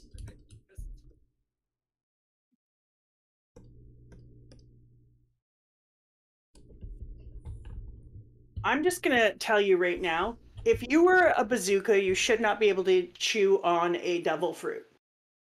Ooh, by the way, someone made the weapon tier list, so I'm not sure what the best way to get it on. Did they put him on the weapons tier list? I think it's probably there. We're not going to open it yet because I'm going to have to click away from your screen while you're opening it because you're screen sharing everything. But we are going to do weapons as well. Fantastic. Okay, so back to the animals. No, I'm not done. So I need to talk. Okay, now we need to talk one of these through. Yeah. Lasso. Oh, the category above him is Wood Pat. I mean, come on, I'd still pet him. You'd still pat Lasso. You did call him a bad boy on stream. Yeah, but he is a bad boy. Okay, but you'd still pet him. I asked, there originally wasn't a bad boy tier, but I suggested it be there for Lasso, and it looks like oh my god, that hand is too small, I misremembered that. It looks like the creator of the tier list was right not to include bad boy, because even Lasso doesn't belong there. Well, because the next one up is Wood Pat, and even though Lasso, yes, he is a bad boy, and he needs a timeout, and maybe some obedience training, and a few other things, I'd still pet him. Okay, you would pet the bazooka. Maybe that's why he's bad. Maybe he's not getting enough love. We will never know. Is this my turtle? Is this Munchie? That's Bunchy, yeah. Munchie.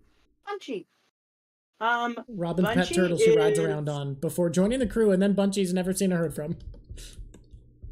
Precious friend. Precious friend. Ooh, Bunchy gets a precious friend. Wow. The minute I met Bunchy, you heard me. I love that one. Yeah, that's fair. Okay, come on. Karu?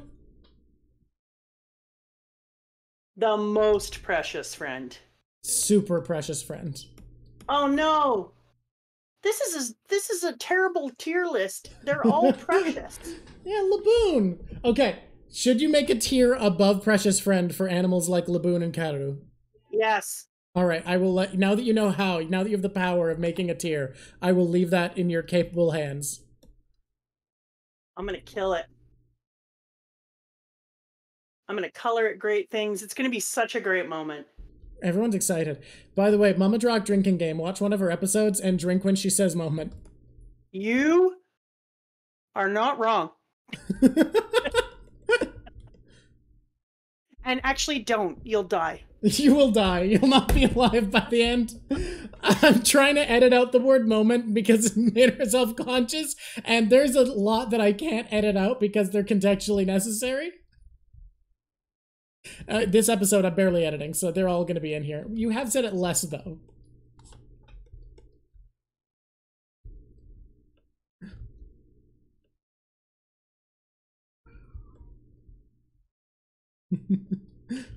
Kaido, she says the word moment a lot. It's a thing that she made fun of herself for last episode, or I wouldn't bring it up, but it's become the default word, moment. So the Mama Drock drinking game is take a drink when she says moment. But actually don't. It's too many times. Don't do it. Don't do it to yourself. We value your life.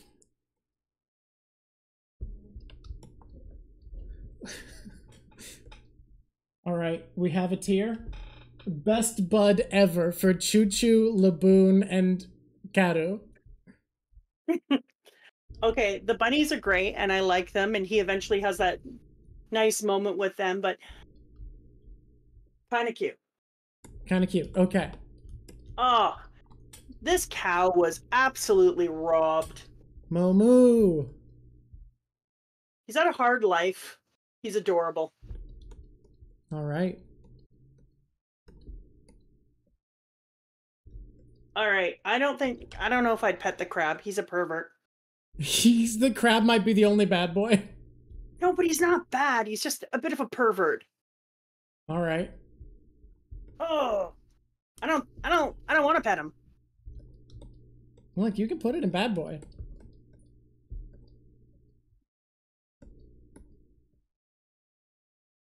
I figured it out. You're making a new tier? What is the... Oh my god, what is the cat up to? Catherine, don't be loud. What's our new tier? Great kid would not pet?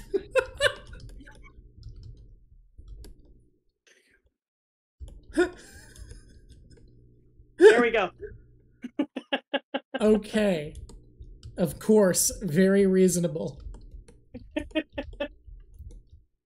Oh. The Banana Gator. No, we know I don't. No. You have not cared for the Banana Gators. No, I have not. Oh, these guys? Nope, they're bad boys. The frill lizards who dance around in the desert. Oh, is this the walking bear? The hiking bear? That's the hiking bear. That is absolutely the hiking bear. That's an adorable kid right there. This one is much, much easier. Okay, I can't really tell. What is this one? This is the con artist birds that pretend to be dying to steal your water and food. Oh yeah, these guys are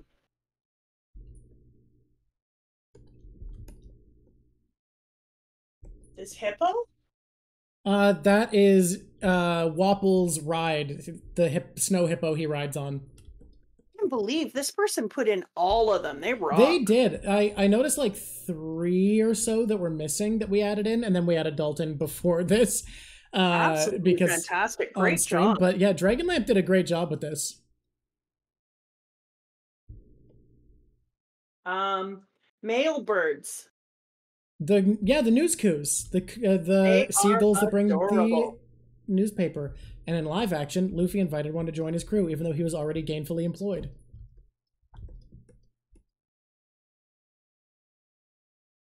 It's a great introduction to Luffy's character, though. Great job, live action writers. Good on you.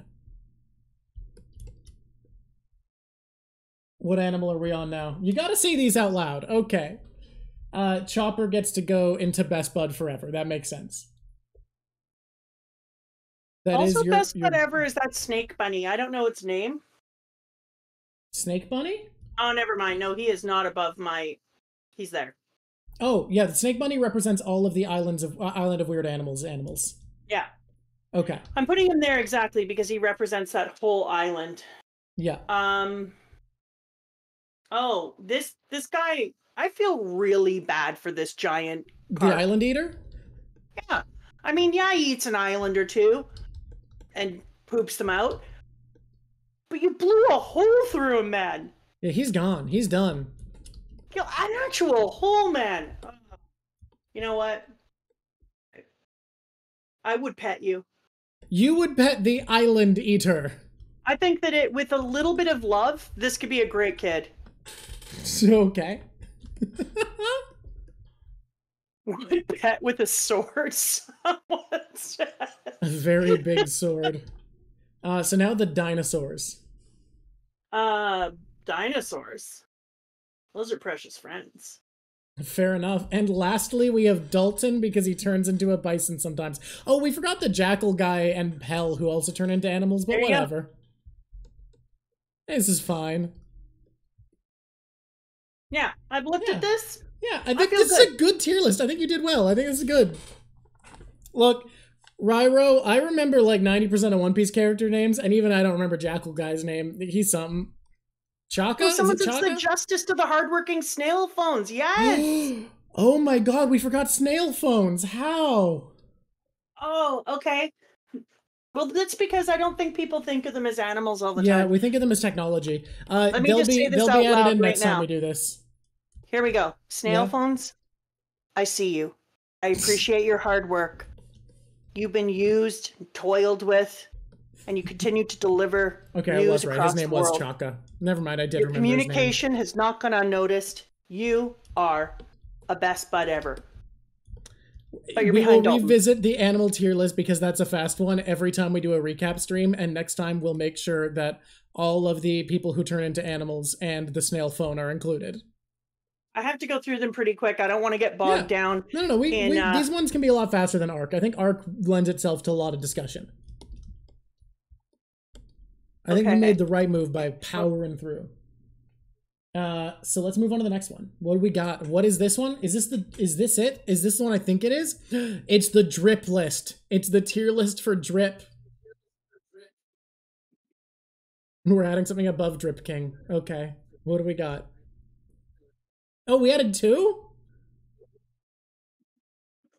Drip or drown. Drip or drown. Did somebody say drip or drown? Yeah, no, it's a cool phrase you can say. It's drip or drown, a motherfucker, I'm floating.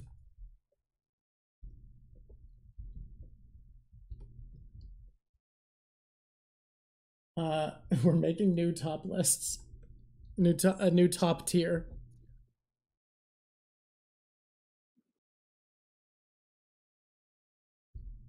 You really didn't want to do the animal tier list at first, but you put something in every spot. Every single tier had at least one animal, at least 2, I think. And that was fast. You did a great job. Congratulations on your amazing animal tiering skills. Tierzu would be so proud of you. Thank you. Hey, somebody tag Tierzu about this episode. No, I don't think that guy's watched One Piece. That would be weird. Although if someone knows for sure that Tierzu likes One Piece, he should do his own animal tier list for One Piece, but on how good they are as real animals.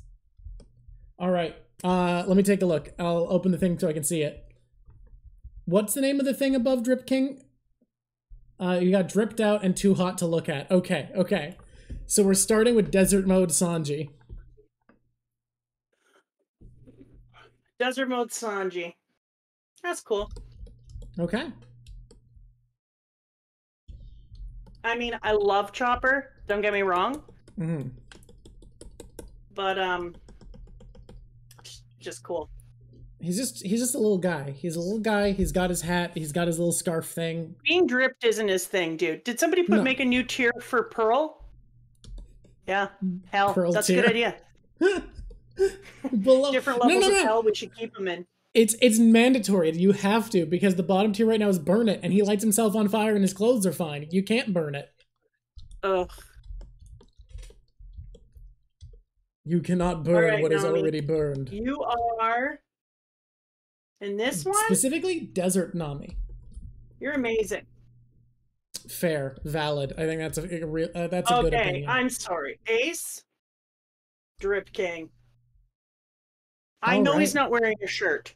Don't at me about it. He's got the hat. He's got the cool tats. I think he's got a look put together, shirt or no shirt. That's beyond a look. Then he gets on a board, hovers over it, and then I was like, why didn't I pick that we could go up when dude gets on his board and goes up? Because it's hard to imagine an island being up, and we go to islands. As much as I hate Buggy, that's a cool look. Buggy's got a style. Buggy's got an aesthetic he leans into, and it works for him. This is a Drip King. This? Which one was that you just moved? Oh, no, Vivi. Yeah, no, Vivi lives in the desert and knows what she's doing. I'm a little concerned that I'm just putting people who are naked on the top in Drip King. That does seem to be the trend. It probably won't continue forever. I'm really hoping it doesn't. Look, it's a very funny trend if it does. I feel really uncomfortable. If the people at the top are all this way. I made this one here for one particular person, just so we're clear. Too hot to look at? I'm excited to see what that is. This one here, that's Luffy's, a big old Luffy's desert look is not put together. It's just Luffy's outfit, but with like a coat. Coat and a scarf. Yeah. This is, oh, we're zooming in. Nice. This is I gotta Winter get Zoro? get a little close up here. Yeah, winter mode Zoro. That's a hot outfit. It's a good look. Yeah, that is I feel like Zoro has one of the most boring looks by default, but when he goes to an island that makes him change his drip, he puts it together. Yeah, he absolutely does. You're right. This one's cool. Okay. Oh no. Say what character you're moving, by the way, when you're moving them, because some people have this on in the background. I can't even see. That's why I keep zooming in, because they're so little for me They're, when I'm down they're pretty on the small. floor. I think zooming in on this one is absolutely fine. It's easier if you see their names and then I zoom in because I'm on the floor. Next one is Kabaji, the acrobat who works for our good friend Buggy D Clown. Yeah, I zoomed in on him. He's cool. And I just want to point out, he's naked on top and I didn't put him in Drip King. I mean, to be fair, the rest of his outfit is not as put together as the other people you put up there. Arlong? Yeah, that's another, I keep getting notifications and not seeing them, so I think I have put that on the wrong. Is this the Lion Tamer? This is the Lion Tamer, Moji. He's Oh no. Oh, is this Pearl? I think we're at Pearl, yeah. Yeah, that's our good friend Pearl who we love, just like Ace for real. Yeah, okay. we get to see the Pearl tier. What are we calling it? Is it just called Pearl tier?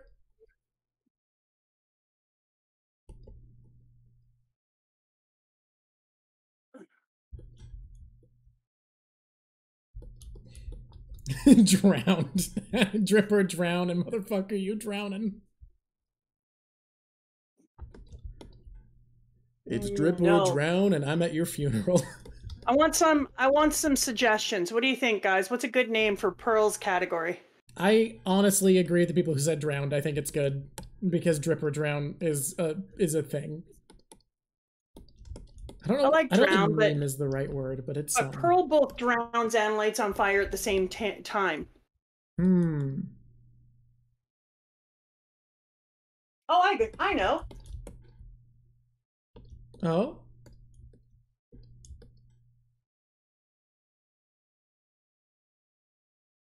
Well, there we go. Worst cooked, Pearl drowned. Drown clown? Drip King and drown clown. That's awful.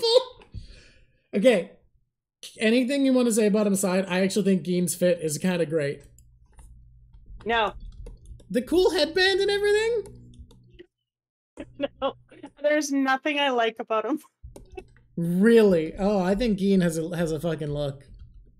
No, and look, I understand that a lot of times that tier lists come with a hefty dose of emotion that crowds the view of the person creating the tier list. But in this case, I just want to say that's absolutely true. Damn, coming out hard on Geen. What did Geen ever do to you? This is a really good outfit. Oh, no. I wasn't talking about Pearl. I was talking about Geen. This is the guy I was talking about. Who's this? This is Geen. Pearl is... Yeah, Pearl I'm not fighting you on. This is the guy who works for Don Krieg. You're amazing. Yeah, he showed up and was like, I'm starving. And Sanji was like, have a sandwich. Just a minute. I can't even get up to my areas now. Oh no, you gotta move them bit by bit. You've made too many tears. You've flown too close to the sun.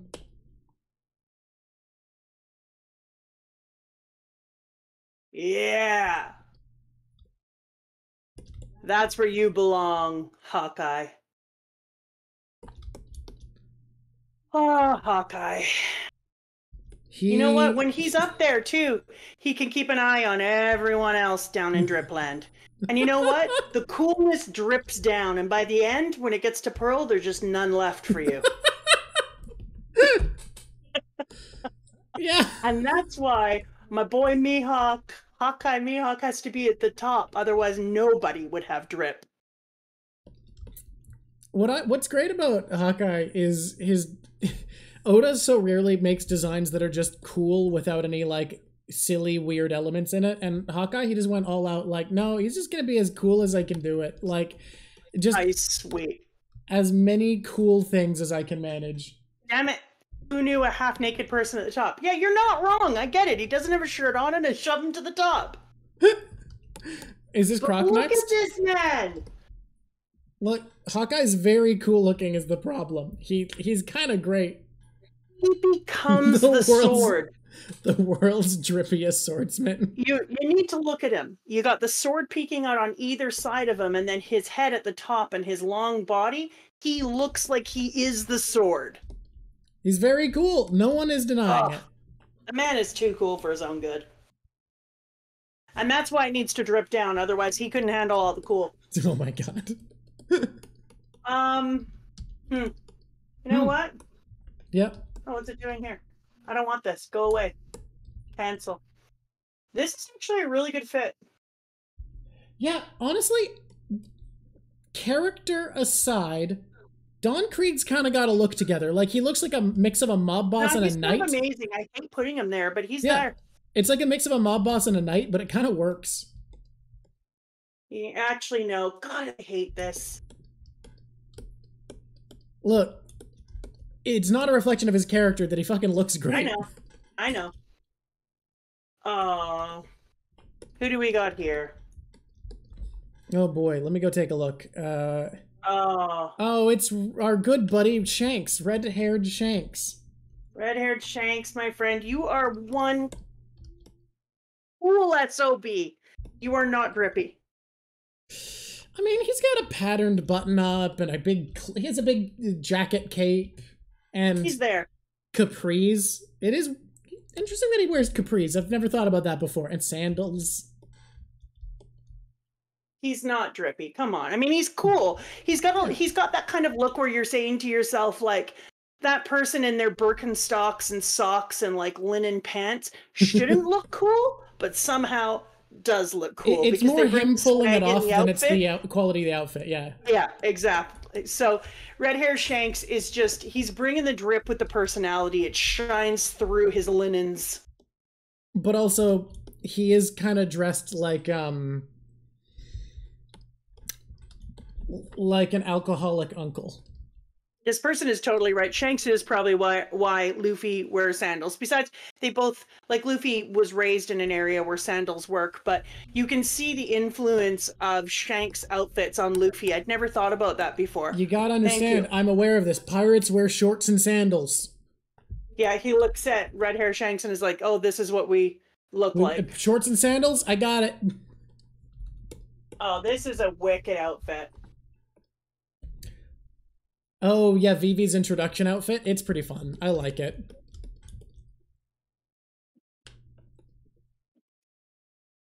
I'm sorry, Naked Ace is first. He just knows how to wear nakedness.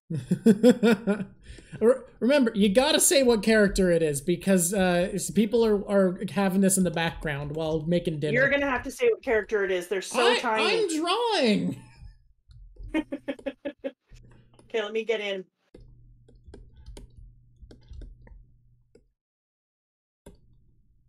Oh, yeah. This evil chick. Okay. Miss Valentine.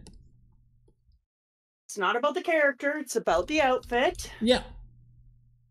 Look, and she's got a fit. The sundress with the parasol and the big hat, yeah, like a flapper hat. Yeah, no, she's got a look. And Mr. 3 is gonna go just behind you.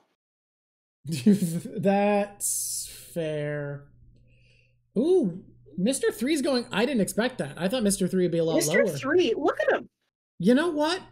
The weird hair throws me off, but the outfit is pretty nice. He's just like do this kind of casual, kind of nice. Yeah. Mr. But 2 even is the hair, right? That kind of like sideways little bit of a subtle nod. Someone said top or unsub because we reached Mr. 2. You can put him where you want. I know you love the character. I don't think Mr. 2's outfit does it for me. What? It's a bit much.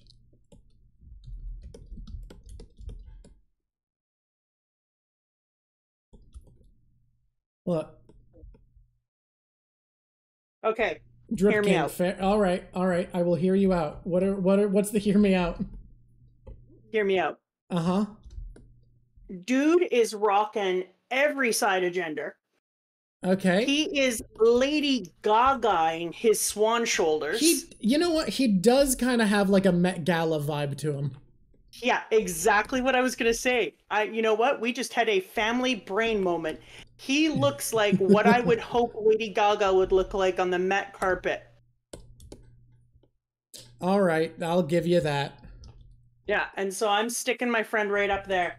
And then one day he's going to come back in this story. Oh, yes, you will, Mr. 2. I feel it. That's so. And when he does come back in this story and he is swiggity swagging his way around in his wicked outfit, I'm going to say to him, my friend, I saw this day coming. Oh, the color chick. I do not like her. She makes me feel uncomfortable. The little girl who paints colors? Yeah, it really makes me feel uncomfortable. Her outfit's also just kind of like a shirt and a skirt, right? Like, no, it's even worse than that. It looks like she's a kindergarten person and she came out of school and was like, I lost my coat and I took someone else's out of the lost and found. I wasn't expecting what you just said, and God did it take me by surprise. Miss Golden Week is just not bringing it. I'm sorry. She looks like a child. I mean, I think she is a child. Let's really go in here on her. Let's really look at if she's in kindergarten or not. Ready? You know? Oh, God. Yeah, no, that's a grade 3. Grade 3 shouldn't be running around murdering people with colors. But also, she needs to burn that outfit. Sweetheart, you need a stylist. Oh my God. Coming down hard on this child assassin with a paint palette. Drama makes children confirmed. Tell everyone. Okay, who do we got here in this tiny little world? Oh, yeah, that's pretty average, really. It's cool. It's nothing special. Yeah, that's Koza. He's like, yeah, that's fine. He's fine. Koza's fine. I kind of love Cobra's colorful I know robes. It says she's 16, but I can see her face. If she's 16, she's one of those 16-year-olds that as a parent, you're like, sweet, this kid is going to look 12 forever. We can get them kids' meals and half-price tickets.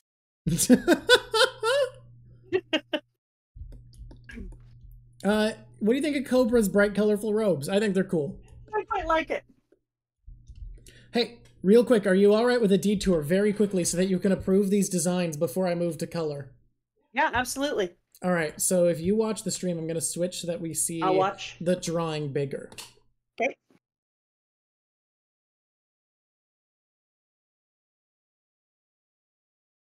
The aw noise you just made, Discord decided didn't sound human, so it did not pick up. Aww. There you go. Discord got that one.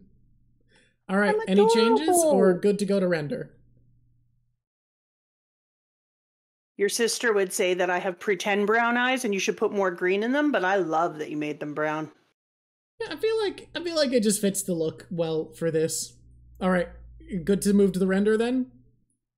I love the Oh, unicorn portion of the unicorn. it's so something to say. It's not a unicorn giraffe necessarily, although it is. It's a Kirin giraffe because the word Kirin also means giraffe in Japanese because when Japanese people found out about giraffes, they were like, that looks like a mythical creature that we have. And Mama Drak never actually said this on air, but wanted to associate Persona with her theory that Luffy represents the Kirin in Japanese mythology, but also as a symbol because she is a tall woman. Giraffes have kind of become a symbology for her. And yeah, so it's a nice conflating of the ideas to have a little giraffe Kirin. And then I wanted to have a human one people could draw also. So I made a little human V2 persona based off of the animal. I love it. Alrighty, we'll go back to the tier list now. Whoop. We picked it because I don't know if anyone knows this, but I might have said something about the Kirin. Yeah, it's very possible that you did. Who's to say? Nobody could. Who's to say? I mean, you are. I could say a lot of things. All right. Miss Double Finger. Rip King! You really do have a bias towards the less dressed characters, though. I am not trying to. No, I'm aware. Look, the thing is, I don't know if I don't know if it says something about us or One Piece that I don't think I disagree with you on most of these. Back in the olden days when I was a child. But I wasn't. I was still a mom. And I used to run a guild on World of Warcraft. Yeah. My favorite outfits were always those good bras that apparently protected you from all of the damage. Yeah, the very protective bras of World of Warcraft. Yeah. So yeah. Apparently that is carried on. Fair. Okay. Hell. Pel's just kind of got a desert thing going on.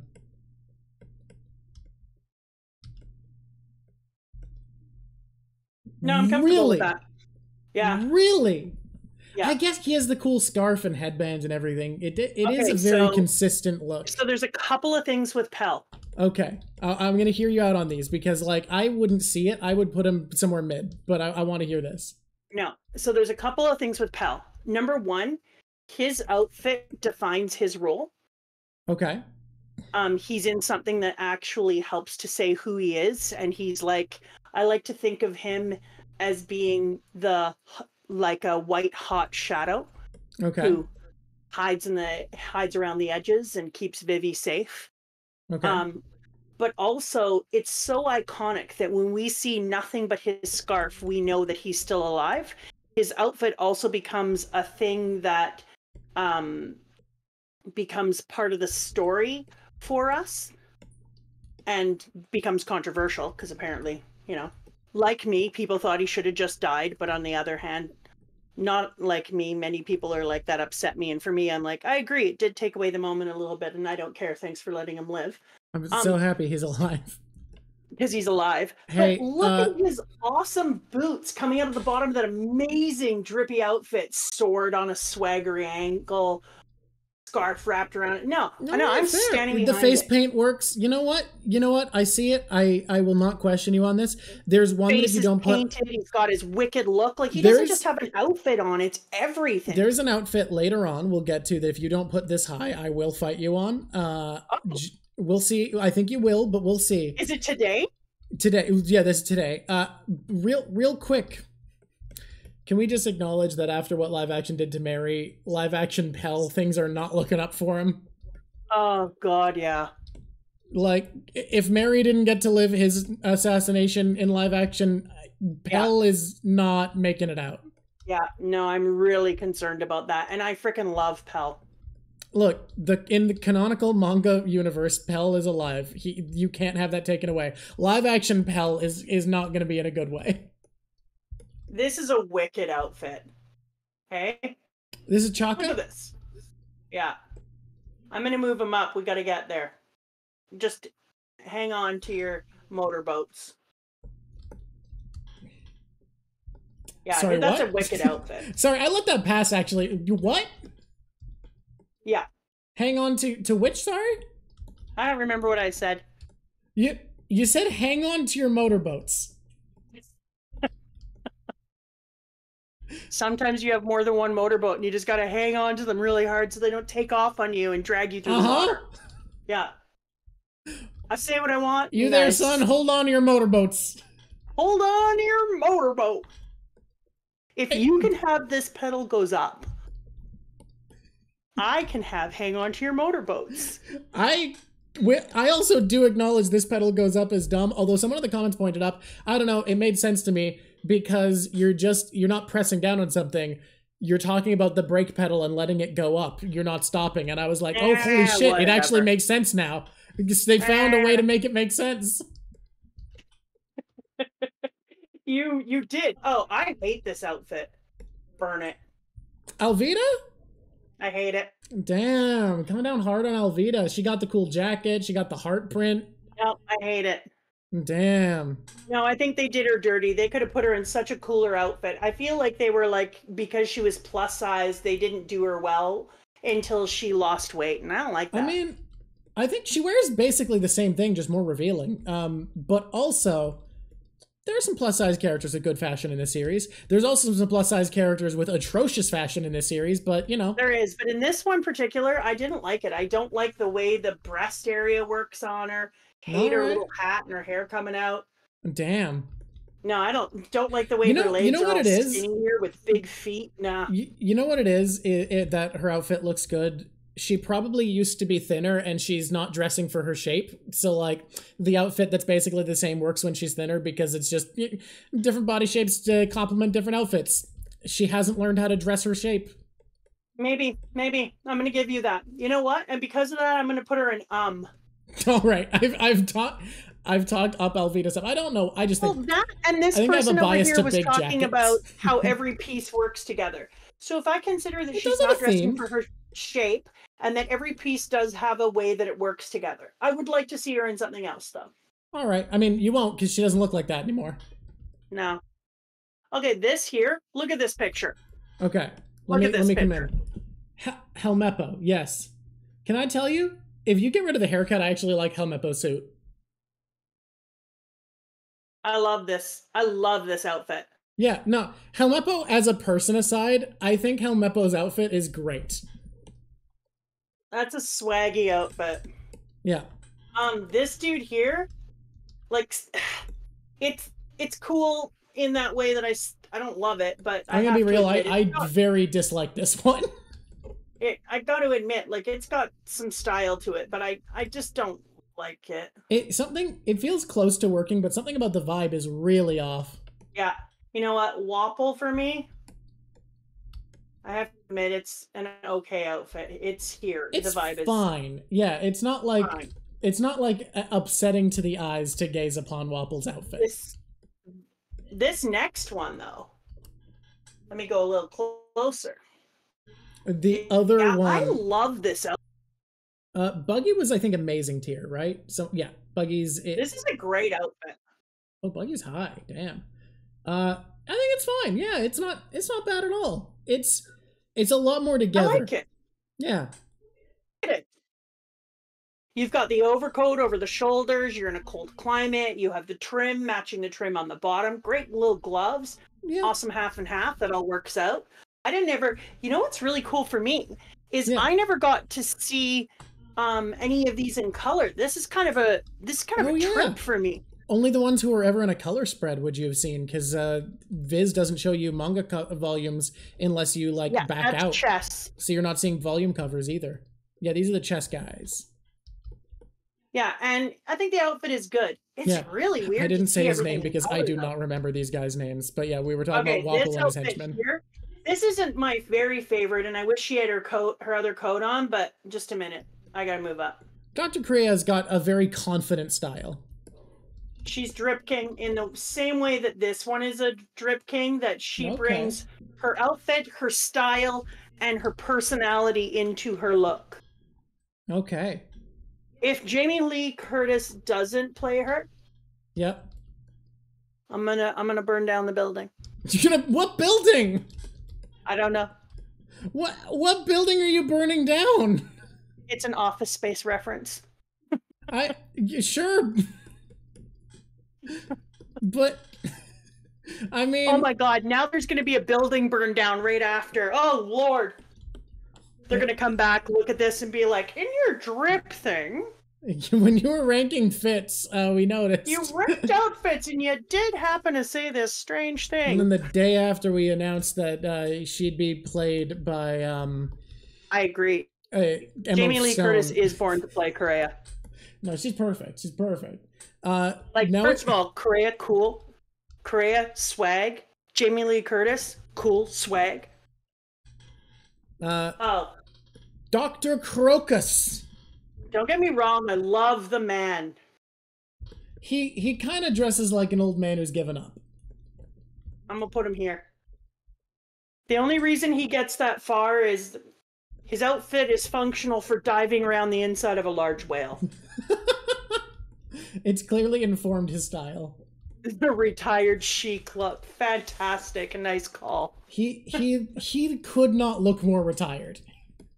He looks like if your papa were still alive, that's what your papa would be wearing by now. I was thinking the same fucking thing. That he would have so eventually weird. Turned into Dr. Crocus after. This is exactly who your papa would be at this point. He was also a tropical sailing retired doctor. Yes, he was a tropical sailing doctor. Yeah, so this is the look of a tropical sailing retired doctor. I just really think it is. And I think your papa would approve of this outfit. And because of the feelings I have attached to that, plus the fact that this is an excellent dive around a whale look, that's where he goes. All right. I want to hate this next outfit because of the person, but you can't. That's a drippy outfit. What, you hate Dr. Hero Luke? No, I'm joking. Let's go. He is, oh, it's better than that. Kind of in between here. So just, ooh, yeah, okay, so around the Don Krieg Mr. 2 level. I'm sorry, Mr. 2 is bigger.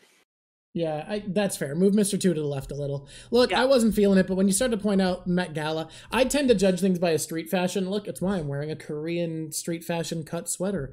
I tend to think of things from a street fashion perspective, but I think when you think of things from, like, high fashion, Mr. 2's got a fucking look. Yeah, I'm trying to bring it all in, because I think, like... Yeah. If you're looking at like when people do Korea style or they look at Japanese or the streets of Paris, that's all one thing. But then there's that other look, and I always think of Lady Gaga because the woman wore a meat suit. I cannot get behind the meat suit. That looks like it would really suck to stand near that woman. The meat suit. But once you meat suit, you can't unmeat suit. Google, what is meat suit? A lot of people's Googles just went off because of that. So moving Bonchan's outfit into there is perfect because he's a Met Gala Lady Gaga killing it kind of thing. Yeah, wearing that to a fucking music video or some shit. Oh, this dude. Yeah. What is this dude again? Oh yeah, he's not dead. Igaram. Mr. 8 is not dead. Igaram, who is not dead and has a little band-aid from when he exploded. I'm gonna put him here because I hate his hair and stuff, but the outfit is good. Yeah, he's like a solid fancy advisor. That's what he looks like. That's what he is. And this outfit here it's cool. His little this is a woman. This is the buff lady. Yeah, I know. His little sidekick. Oh, his side. Okay, yeah. I think that's the right spot. It's cool. It's not my favorite, but it's cool. It's like a little 70s dress. This here, that's a drippy outfit. This is the one that I argue is equal to Pell. Just a minute. Like,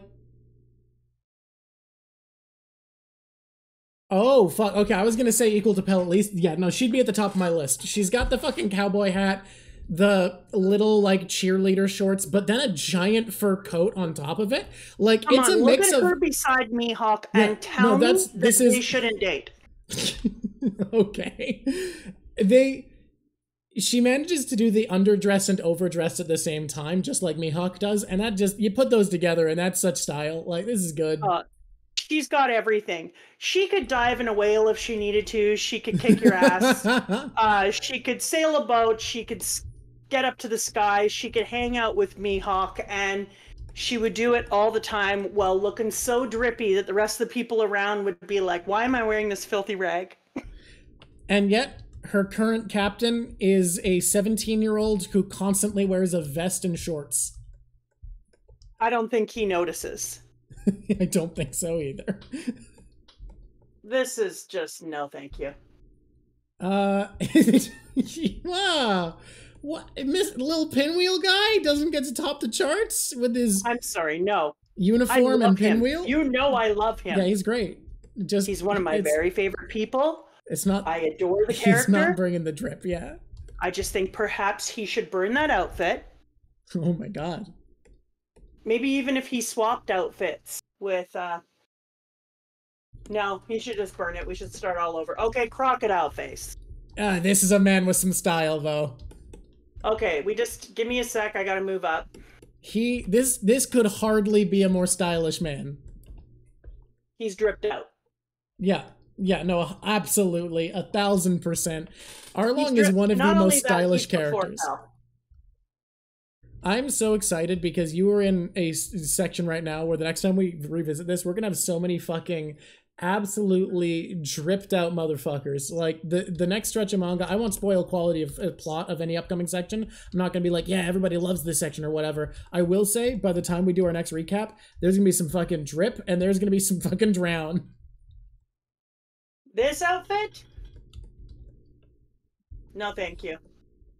What? The Nyanbon brother doesn't top the charts. Yeah, just no thank you on that. Just a moment. Yeah, no, I agree with you, Sapphire Arcana. I 100,000% agree with you that after Jaya, that's one of the best. Stunning outfit. I don't want to say what it is out loud because I don't want to spoil what outfits are good coming up, but that is one of my all-time One Piece favorite drips. I'm sorry, I got a little fast movement going on here. Yeah, we just got to throw another Nyanbon brother into Burn It. We are burning Nyanbon brothers today. Get yourself down to the Nyanbon brother store. We are burning through our inventory. Oh no, he's naked, so now he's gonna have to move up. Wait, sorry, what? Who is this? Oh, Mr. One. Mr. One looks great, though. Just a minute. Problem with Mr. One is I think it's an amazing outfit, but it's more like a top of this level outfit. Yeah, it's definitely not dripped out, but he's up there. Like, he's not a low tier. Oh, I just got a better look at the Doctor and his ratty ends. He's going down into amazing. Oh, that's fair. It's an outfit that probably did look good before it fell apart. Yeah. Yeah, that's fine. This is practical. Winter mode Usopp. Like, okay, Usopp, I mean, fine. It's not bad. Just whatever. Yeah, all right. It's like fine.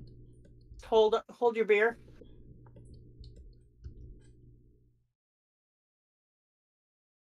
Sanji pulls off a suit so well.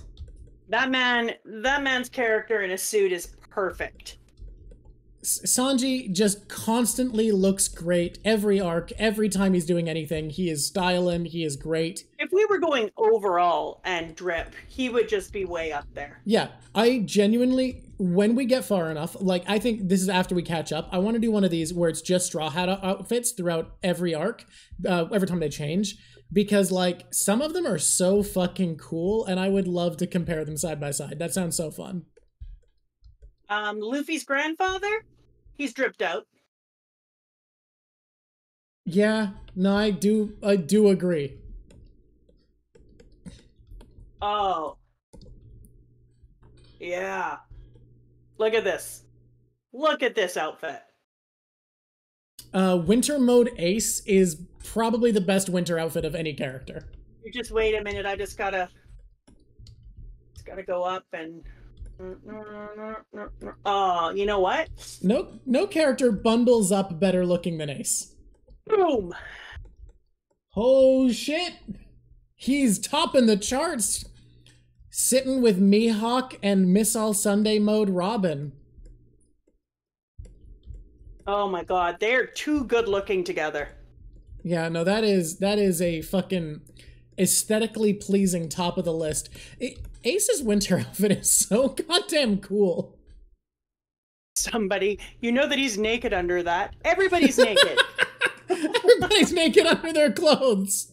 That doesn't mean anything. You don't coat yourself in body paint at the beginning of your day, you're naked under your clothes. Who is this? I can't see his face from here. That is Smoker. Oh. Sorry, everyone, for the zoom in, zoom out crap. Nobody minds. If anybody does, hit me up in the comments. I don't care. There we go. Nah. There. That's perfect for you. Yeah. All right. What the hell? This guy? Burn his little cart? You know what? I am going to put burn it. He might not know this, but it's time for him to think of rehabilitation. I'd like him to try to stand. Yeah, like, I know you think you need it to live. That can't be medically true. Yeah, I just can't. I need somebody to burn this for him while protecting his little body and bust it off. Hey, Gaimon, when you said you need it to live at this point, we didn't have a doctor on our crew yet. I have to imagine you're wrong. That cannot be true. Yeah, I'm happy with this. I mean, I might do a little switch if I was to think about it a bit more. Yeah, within the tiers, yeah. Yeah. You know what? The problem is the doctor. Like, everything on the end is frayed. Yeah, it's one of those. It's an outfit that like is cool, but like it's also like. Yeah, it's you cool. do look He's going homeless. down further and further. Every time I look at him, I feel kind of bad. I gotta stop looking. You gotta stop looking at him, or he's gonna end up and burn it. I gotta walk away from this. Devil fruit. Devil fruit tier list is next. This is the because now we've been doing top 5 forever, but this is the official tier list, the Mamadrock tier list of devil fruits. What does S stand for? Okay, so the way that ranking works in Japanese media, which has become video game media, which has become tier lists, S is above A. S is the best. It's basically, think of it as super. It is exceptional. It is beyond possible expectations. A is A, it's good, it's solid, but it's not mind-blowing. B is, yeah, this is good. C is a passing grade, and D is, this is a bad fruit. I don't want this fruit. Okay. And don't think of the user, think of the power. Yeah, I know. Okay, let me do this. I want to do this a little bit quicker so I don't second guess myself. This one I want to go on like my gut real instincts, first reactions. Yeah. But then I'll come back in and do a little switch if necessary. I'm going to move all over the place. That's fair. Let's bounce. Let's bounce around. Let's just get progress in this chart. The spike fruit. Spike was high for me until her boobs pinned people to the wall. Now, I will say, you could just choose not to do that. Yeah, no, I wouldn't. I'd do it. How can you not? You can't. See, you're gonna put it lower because you couldn't resist having boob spikes. I'm a human. I need to know my own personal restraints. If you got a part of your body that can pin people to a wall, it's gonna happen.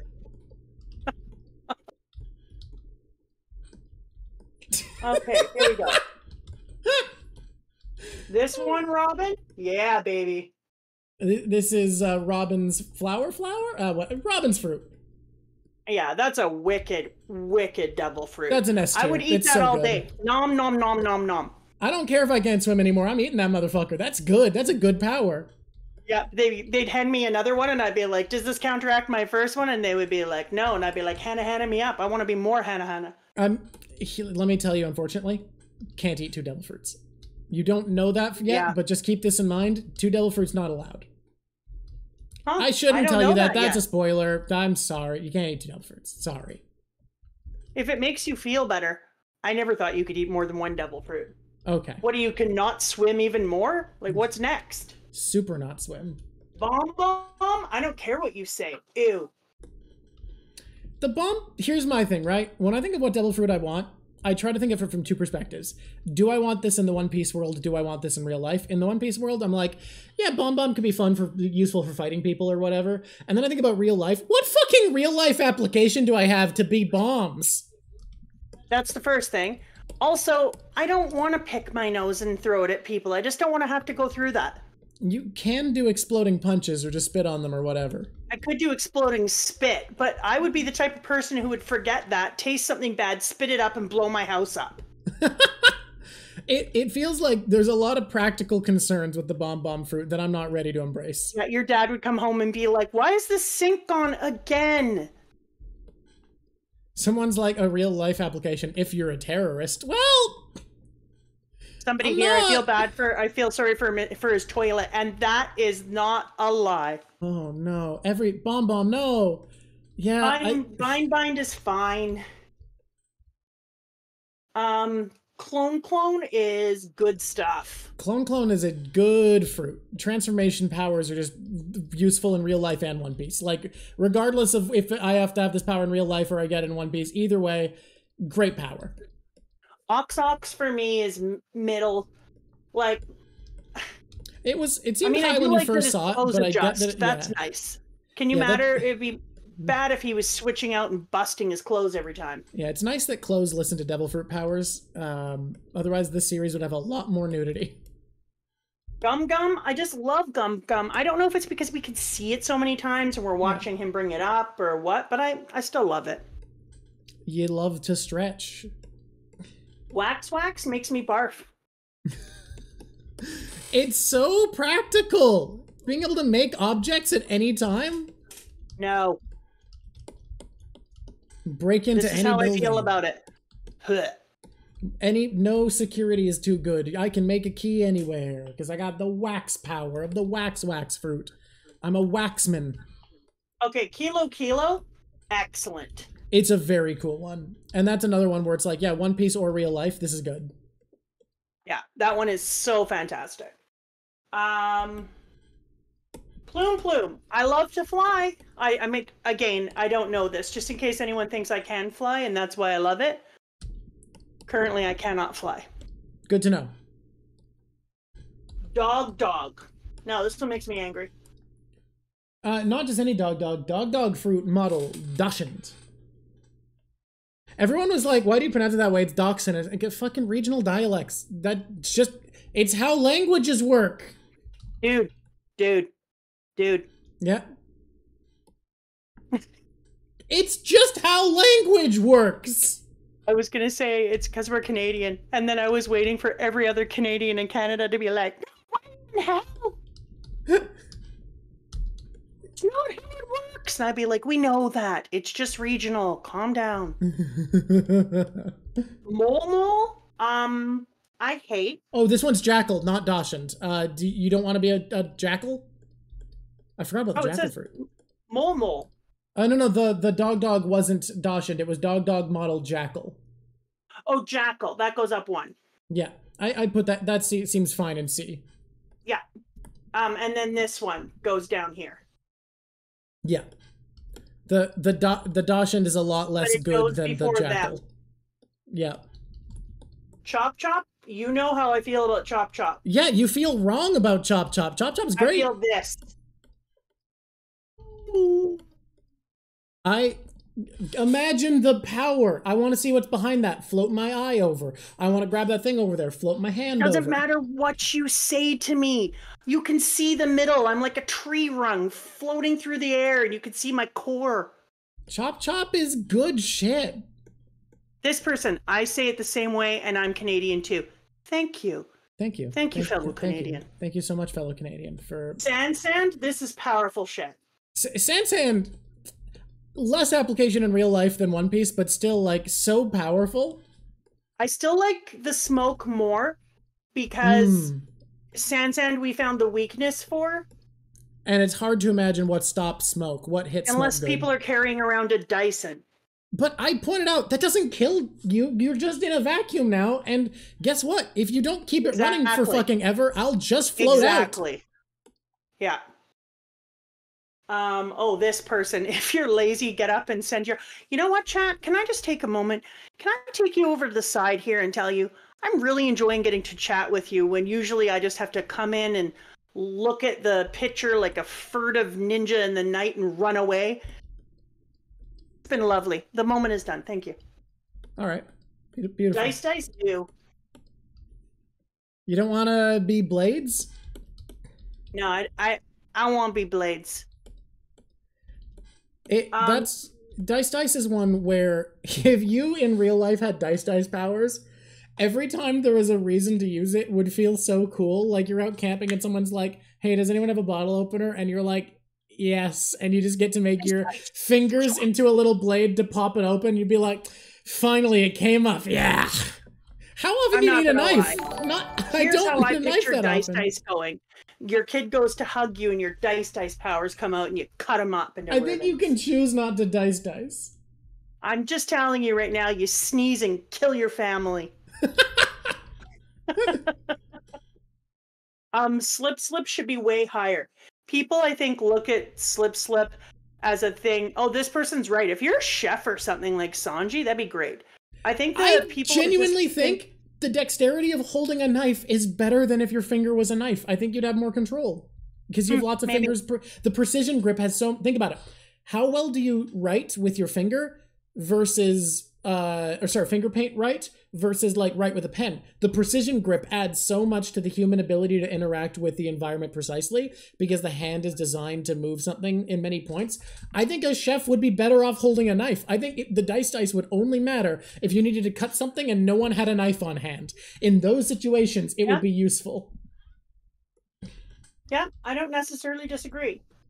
Also, though, sneeze and kill your family. Slip. People put too much focus on that young, skinny thing. And for me, they take all the emphasis off a couple of really cool things. Like, unless someone has sea stone, what can hit you? Bullets and slices and everything else. Like, the reason we had to watch her get stopped by sea stone was because what else does it? Exactly. Also, if I had slip power, I would slip my ass across water so hard. People would be like, hey, I need to go to the store. And I'd be like, let me do it. Let me go across the lake on my slip power. That sounds risky because if you don't get the momentum right, I think you do just drown still. No, I'm not. I'm slipping my whole way. And also, I never kill my family when I sneeze. Slip is a pretty great one. I think slip is one of the best devil fruits so far. What happens is people get kind of this perception of it being something that's just all about being hot. And I'm like, put hot in a tube. I don't give a rat's ass about hot. Well, it's an insanely powerful fruit that has a crazy effect that just happens to, as a little bonus, because a lot of them have an extra effect for the eater, and its extra effect, instead of a curse, is like, oh, and you get to be thin and have perfect skin, and it's like, okay, so I get an insanely powerful power, and also it makes me look nice. Like, people, yeah, you're right, put emphasis on the looking nice part. Meaningless in comparison to I'm bulletproof and can just slip travel. Yeah, so I don't give any craps about that. I'm hot enough on my own, but I would love the ability to dodge crap and slip places. Like, yes. Slip's good. Yeah. No, I don't give a rat's ass about being personally hot. I feel hot no matter what. This person's like, I don't give a rat's ass about being hot. And I can't help. It doesn't matter what I wear. I'm like one of those people who just... My attitude is nothing but drip, dude. Okay. Human?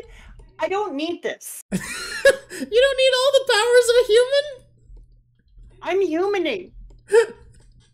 You're not gonna lose the power of swim to gain the power to turn into a human? Am I eating the human or can I feed it to a dog? That's so terrible. The idea of my dog becoming a person, it's like, all right, I guess you should move out now because like you're a fully cognizant being. This person, that's cursed. It does kind of remind me of Pet Cemetery, but I mean, on the other hand, Chopper's eating it. Yeah, and he joined it. He got a job on a pirate crew. My dog's gonna like move out and be like, well, I can get a job now. We'll hang out sometimes. I have to deal with so much awareness now. Oh man. Yeah, no, I feel like the people are saying that Oda said it gives you enlightenment. Oda said if you eat it as a human, but also like I don't fucking know what that means. I don't need human fruit in my life. Oh, you there? There, can you hear me? Yeah. I don't know why. Did I change the color of this one? I did, because I'm a turkey. I'm a turkey pot pie. Boom. Oh, okay. But I made a new category. Okay. What's your new category? Munch on this. You're so fucking wrong about the munch fruit. It's crazy how much of a hill of a fucking hill you want to die on. You found like the shittiest hill and we're like, I'll plant my flag here. The power that lets me combine any object sucks. Okay. And this is going to be a really nice moment for you and the kid I teach to get together in the comments later and have a big munch birthday party. But just let me tell you how I feel about it. All right. I feel like it turns you into a gross thing that eats humans. I mean, can't you can choose to eat shoving humans. 2 humans in my mouth and thinking that's okay. I mean, you can choose to. You don't have to do that. No, don't eat people. And don't combine people. Do you think they wanted to be combined? We'll never know because he just shoved them in his mouth, man. I'm going to combine objects. I'm not going to combine people. And I don't want to eat a sword. If I wanted to eat a sword, I could be a sword eater, and I'm not a sword eater. No, I hate this. I hate this power. I could see the use for it, but in everyday real life, I don't want to walk up to a tree and be like, munch. You're get past any obstacle. You can eat everything. Nothing can ever stop you again. This person says, can you combine 2 fruits? Maybe. But they come back out of your body, then you re-eat them? Well, you couldn't eat them because you already ate a devil fruit, but what if you... If you can't die of poison... Okay, you have to get further before I can do this thought experiment. And this person, constant hunger? Yes! It sounds horrible! Constant hunger, I can sate with anything! You know what I should have done? Is I should have created 1,000,000 categories that were all just said things like, crappy thing, awful, and then at the very bottom... That's not a tier list, then! That's just that's just reviews! Tweet is kind of a hard one for me. Tweet model Falcon. Like I said with smoke, I like to fly. I like smoke because it's always like you're floating off the ground, you're flying around. Yeah, this one you had in your top 5 last time. Have we changed? But unlike smoke, where I can fly around, you can also slip under the door in smoke. You can do all sorts of cool things. And tweet, you can just kind of fly. Yeah, the falcon fruit, it's flight. What else does a falcon do? So it's no longer going to be a top 5 fruit. It used to be. You've had some time to think about it. Flame? So useful.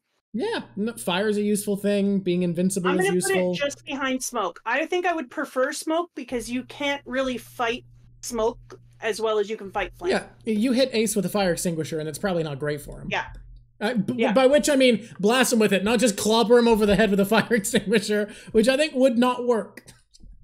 No, I agree. Okay, and the final one. The final tier list. And then we actually do have weapons quick as well, if you want to.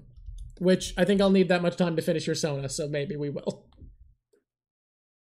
Okay.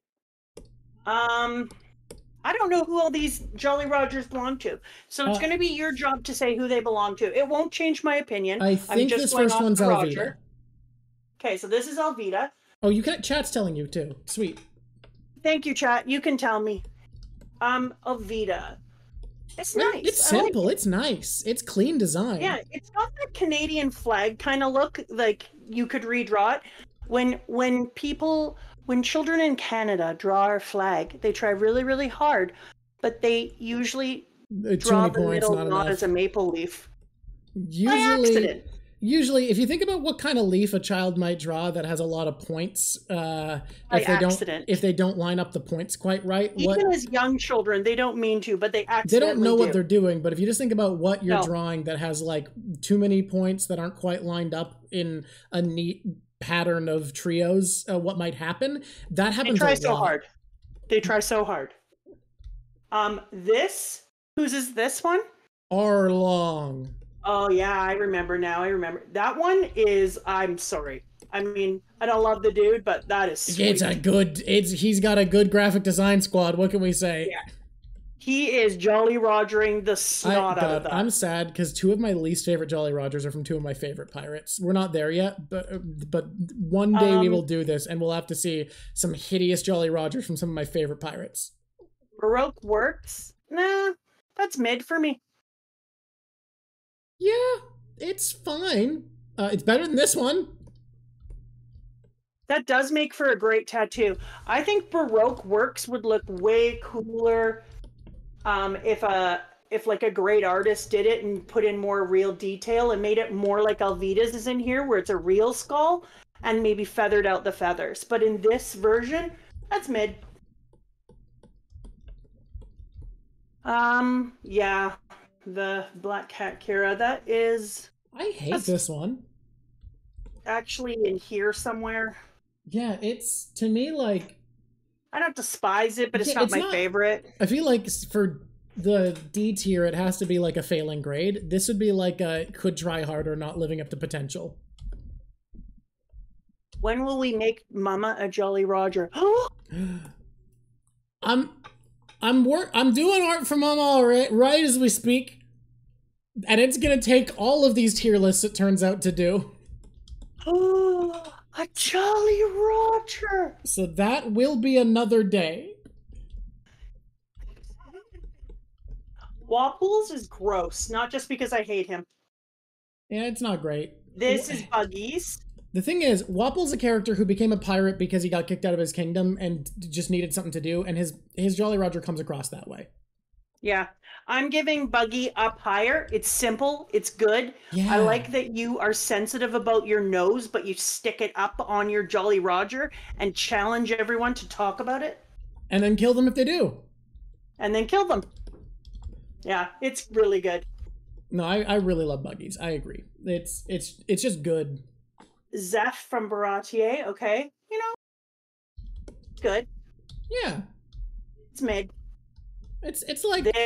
This is good. Yeah, whose is this one? Who is this? Is this... No, the other one's Krieg. Who is this one? Does anyone know whose Jolly Roger this is? Dorian Broggie. That makes sense. That's Dorian Broggie's... Oh my god. Oh, that makes sense. They deserve one that good. Top tier. Yeah, fucking that's an S tier Jolly Roger. You see that and you're afraid. Like, I'm imagining these from the perspective of like merchants and marines, and if a merchant or a marine sees that, it's like, oh fuck, my day's ruined. Don Krieg's creeps me out. It's so close to good, but just doesn't quite hit the mark, huh?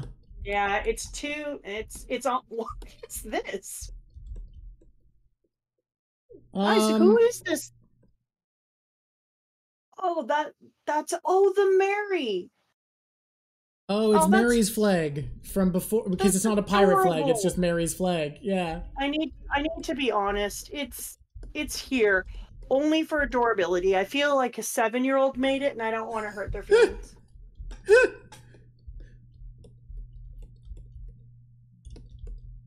This is the one that Nami made for the Straw Hats. Don't hate it. It's pretty good.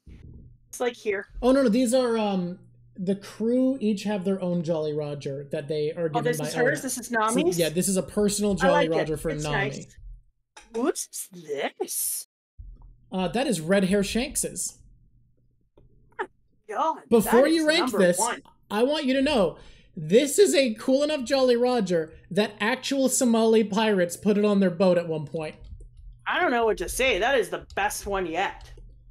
It's kind of perfect. It's actually based off of the real life Jolly Roger of Calico Jack. It's basically the exact same as his, but with scars on the skull. I don't know whose this is. Robin.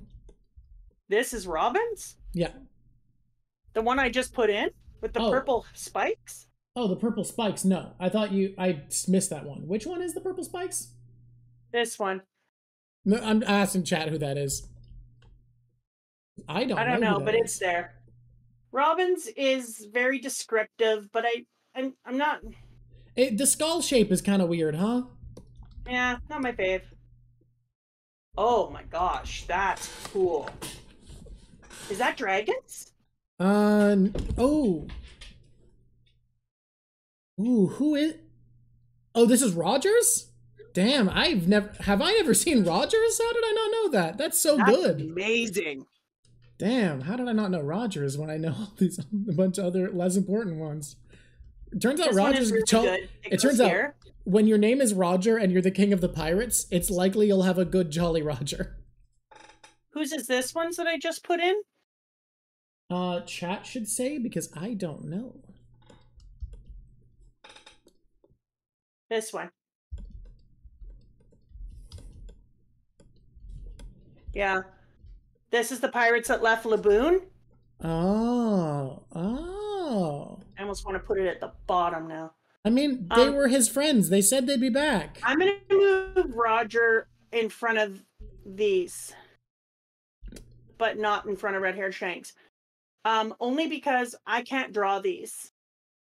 I think I would agree with you. I think it's better than that. I think I'd agree with you on all of those being in the same tier. I would just order the tier slightly different, but absolutely those are the best. I think this one is actually going to go here for me. Ooh. Yeah, I like it this way. Yeah, I'm okay with that. I mean, yeah. Yeah, I'm okay with that. This is only here out of pity. This little dude. Okay, whose is this heart one? I think that's Dr. Hiruluke / Chopper. Yeah, it's adorable. Oh wait, the heart one? Or, no. I think you moved one. Oh no, that is them. Yeah, okay. Chopper / Hiruluke, yeah. There we go. And this is Sanji's next, right? I believe so, yes. It's got his eyebrow. Yeah. Okay, so this is a weird off-topic thing, but I always almost laugh a little bit when Sanji's name is said now these days, just because of Grand Line Review doing those fucking AI voices of the presidents do a One Piece podcast, because he has Donald Trump say Sanji's name as Snanji, and something about that is too fucking funny for no reason. And every time I hear Sanji, I think in my head, Snanji. So dumb, but constantly makes me chuckle. Snanji.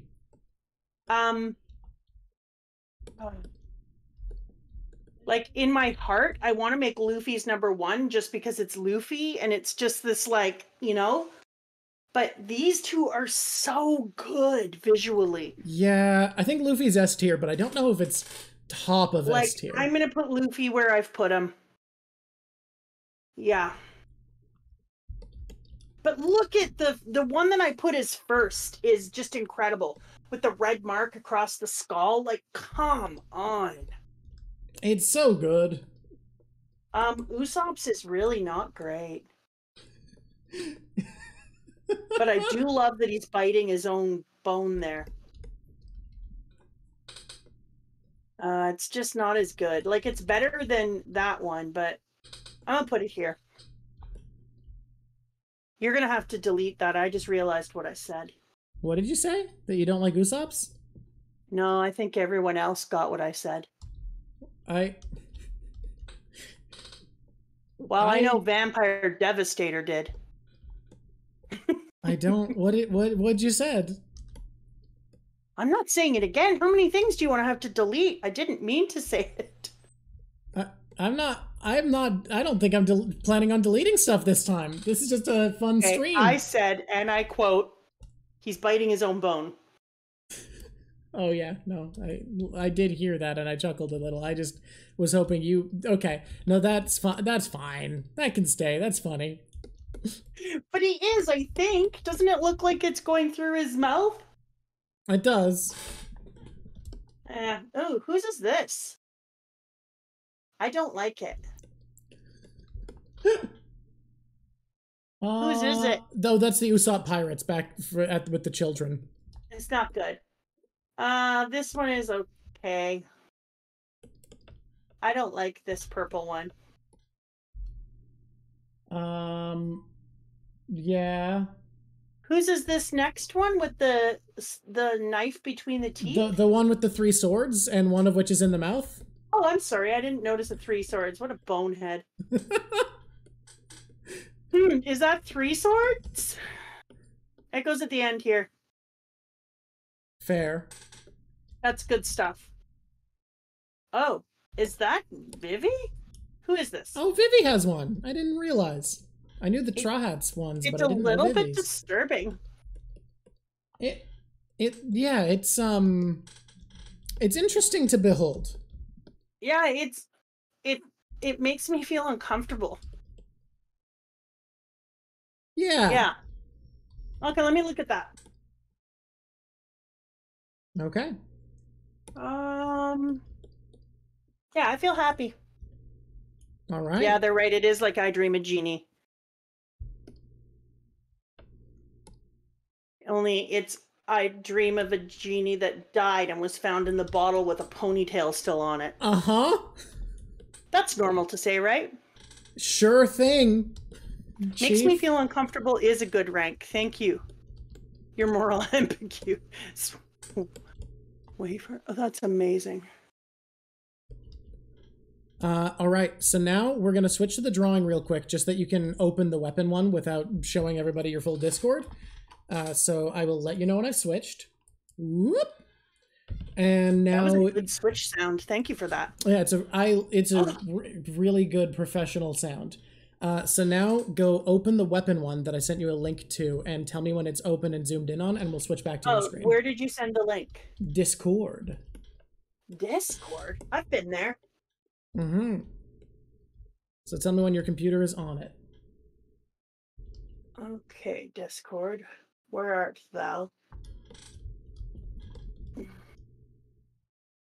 I'm in a weird place, so it's going to take a minute. Okay. Take your time. Drop. And then... People want to know what your pirate crew is called. Although I feel, look, hey, this is a co-captained crew. We're not gonna each have our own pirate crew.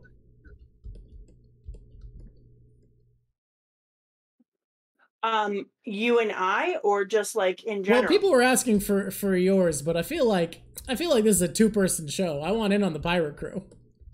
I would imagine. I'm not getting on a damn boat without you. Aw.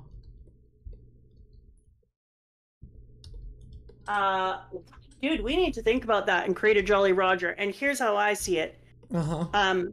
You draw it. Yeah, that's the balance of labor you see going into this. Okay. I'm there. Okay, you're there? I will switch back. Yeah. Whoop. Okay, weaponry. What is this one? That is Arlong's sword with the big points. I just couldn't see it. People are going to have to help because it is little for me on the floor. I think it's little for them on Twitch too. We're all dealing with a little stream. Arlong's sword it's good. Whose axe is this? Is that Axe Hand? I hate that man, and his axe is fine. But is that? No, I don't think that's Axe Hand. I think is that like that's Doria Brogies. It's Brogies. Oh, that's Brogy's sword. It's Brogy's axe, yeah. Whoa. That axe cut a big fish. That axe can do stuff. It's also dead now. It's going up. Is this Buggy's ball? Ooh, the buggy ball. It can blow up an entire town. It is wild how powerful of a weapon that is. Yeah, no, I don't like it though. I think it's too much power. For one clown to hold. One clown shouldn't have that kind of power. The Joker wishes he had a buggy ball. TBH. No, this is higher. This little pill of choppers. The rumble ball, another ball. In the wrong hands. Yeah, it's a juice for the devil fruit. I know that this particular hook killed the Luffy, but and it does poison. It's mid for me. All right. Did somebody really put Pearl on here? Well, I mean, his shields, yeah. He's got his shields he hits with. They protect. They're a weapon. They're such a great... They light on fire. They got so much utility.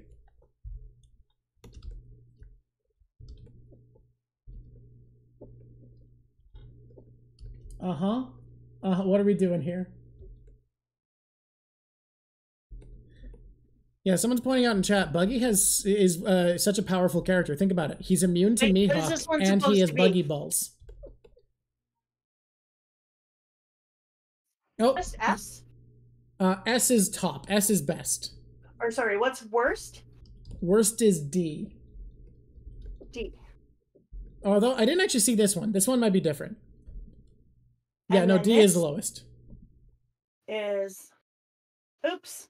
Oh. Oh, I'm learning all sorts of things. You are learning a lot about the steering of Tier Maker. Sometimes when you're right out in public, you get to learn things from people. Yeah. I'm sure there's no one judging you for your lack of familiarity with Tier Maker.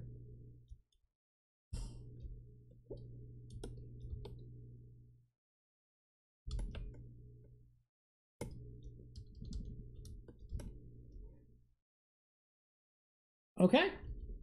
We have a new tier. No. Ryro says, Pearl's weapon is so powerful it hurts the reader. There we go.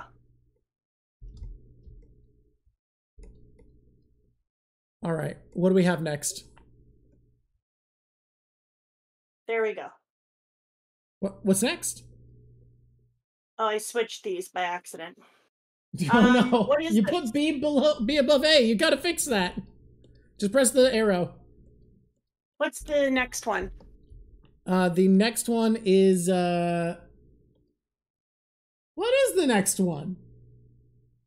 Dalton. It's Dalton Spear. Okay. Oh, I love Dalton. He's got a great weapon. It's got the big broad-headed spear. It's a big spear. Yeah. And then what's this? Next up, I think that's... Oh, the big bomb spear of Krieg. The spear that explodes over and over again. Oh, it's pretty cool. Yeah. You know, the more we talk about Krieg, the more I'm like, he might not have been the most necessary to the plot, but he had a lot of cool shit going on. He had the drip, he had an exploding spear. Whose sword is that? That's Dory's sword, I believe.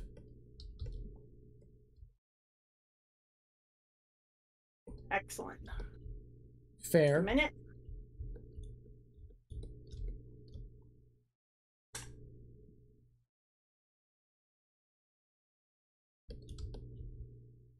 Pell, you're pretty cool.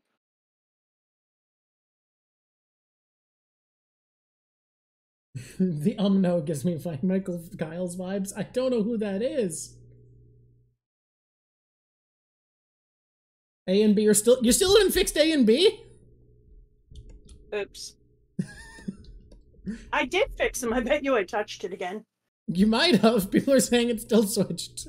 Oh, you know what it was? I had switched them. There was a little bit of lag. I switched them back because you said they hadn't switched. Okay. Well... NBD. NBD. That'll happen. His singing, meh. He sings and then guns shoot out of his hair. He's got hidden machine guns in his hair, which is wild to say out loud. Sanji. Are we saying that Sanji's legs no, are his weapon? That's not Sanji. That's oh wait. Isn't that Captain Kuro's claws, or did I miss something? Oh, sorry. No, No, you're no, right. this is the dude. This is Full Body's Knuckle Dusters. Yeah, you're right. Yeah, that's the brass knuckles of Captain Full fine. Body? Sergeant? Yeah, I don't They're remember fine. what his name is. It's fine. I gotta blow things up bigger so that I can see them from my floor Yeah, angle. we'll zoom in. Oh wait, I have to do something. Yeah.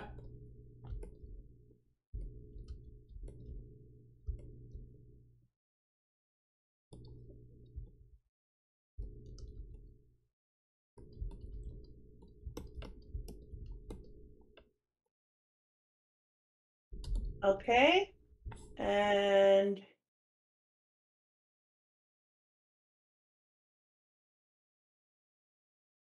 there we go.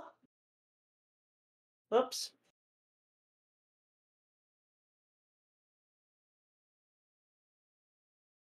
Uh, what are we doing? It's such an adventure when I'm watching you make a new tier because it's like I don't not only do I not know what tier's gonna be made, but I don't know what's gonna be destroyed in the process.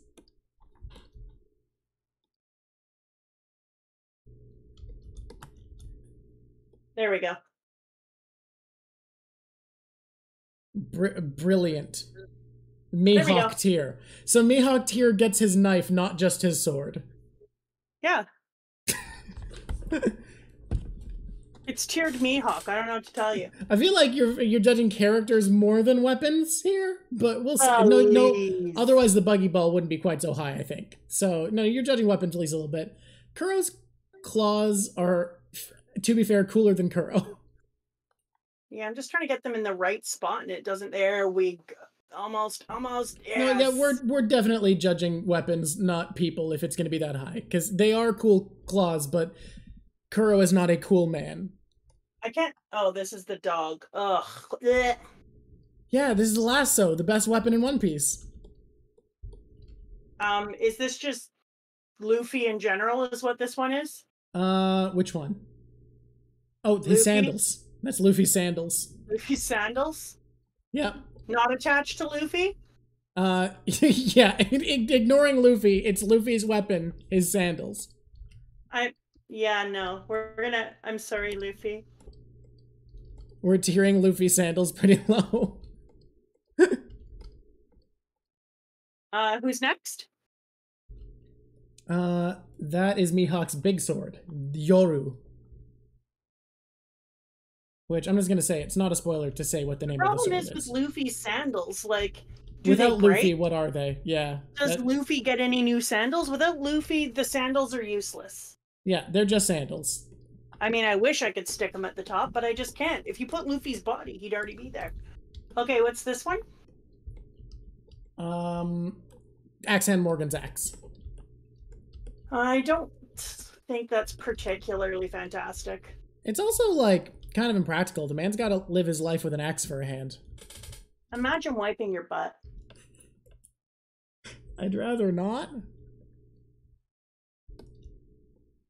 Eh.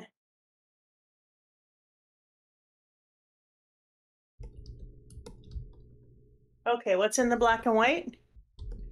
Let me take a look. Holy fuck, I don't know. Oh. A henchman for that. Mr. Oh, Nine. Mr. Nine. Mm. Yeah, that's... Was his thing a yo-yo? No, he had a big bazooka, right? No, that's Mr. 12. What was Mr. 9's? Which one was Mr. 9? Why can't I remember?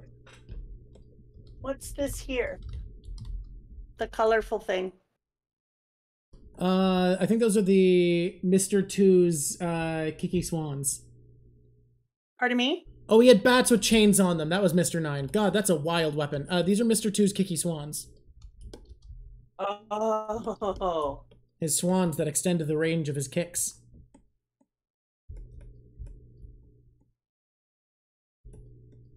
Yeah, I'm comfortable with that. Okay. Yeah, they're cool. I'm gonna move it up. Oh, damn. We're moving the swans up. So this seems like a ranking partly on effectiveness and partially, like, coolness. No, I just thought about what his swans did, and yeah, they're cool, but they were very effective. Yeah.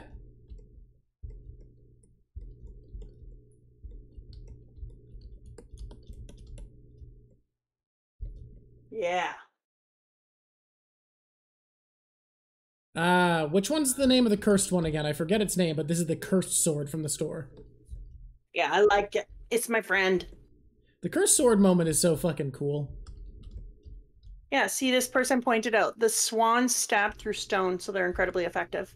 That's I mean, what I was true, thinking they are too. strong enough to hold up to that, and they stay curled in and only extend when he kicks. Somehow, who the fuck knows how that happens? But despite that, they can kick through stone, so they're very solid. Yet the swans are actually a pretty effective weapon. And so is the cursed sword if you're tough enough. Okay, what's this colorful one here? This is so weird to see things in color, I'm going to tell you right now. You know, that's fair. This is the paint palette from, what's-her-face? Oh, it's cool, but it's really not my favorite. It also feels like she's the weapon, like it's just That's paint what I was and going to she's say. doing It's stuff. really her. It's like Luffy's sandals without someone. That's exactly what I was about to say. Yeah. Like, she is the thing that makes it powerful, not the paint thing. Mhm. Oh, this is Usopp's. Yeah, the climate act. And I think it'll be better in the future. Yeah, right now it kind of makes like a little bit of water and a little bit of heat and a little bit of It's cold. here, but I have a feeling that this is going to move up a lot. All right, I'm excited for you to see if you were correct or not. I'm correct. I do like imagining the universe where you're not correct, because in that universe No, you have it's to not going to understand happen. that I'm correct. Nami's ultimate move forever is twisting someone up in little birds. No, that's not going to happen. That's always Okay. Nami's ultimate attack forever is she holds out a stick and little birds on a clockwork string come out and What's wrap this people up. sucker right here? That sucker right there is Usopp's slingshot, I believe. Yeah. Or wait, is that something to the left of it? I don't know what's to the left of it. It's just bars. Yeah, if it's Usopp's slingshot, like, I'm sorry, it's fine. Yeah, like he has a lot of cool ammo, but the slingshot's a slingshot. Oh, left is Smoker's Jite. This is what? Smoker's Jite is the what looks like 2 Oh. bars. So it's a weapon that can parry really easily, trap people, and has a Yeah. sea stone tip. Yeah, it's very cool. It's cool as so fuck, cool very to see them in effective. color. It is also wild to have a man whose only weakness is sea stone rock around with sea stone on his person at all times. And I can't see this. What is it? Oh, no, the one to the far left was Smokers. Is pardon? The one to the far left is Smokers. The far left. To the left of Zoro, at the bottom, there's 2 bars, and that's Smokers. What? This one is Zoro. I know. Ugh. It's another one of his swords, but it's not as good as his other sword. This is the Wado Ichimonji. This is Kuina's sword. But it's still better. Oh, Yeah. then it's here. Yeah, this is the one from his childhood. Whose gun?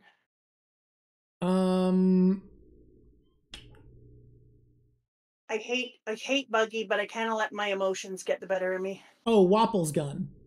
This is Wapple's big Oh, cannon right. gun. Can get my emotions get me here. And then And this then is our this. last one? Yeah, the dude who was like, "This is the best sword in my shop. It's really cool, and I'll give it to you because you're so badass that I have to give you a free sword." Yeah, that has to go up here with his other swords because it is good. Yeah, it was the best one that guy had. You have Yeah. ranked the what? I think we missed something though. I think. Can you move down and to the left? You want me to what?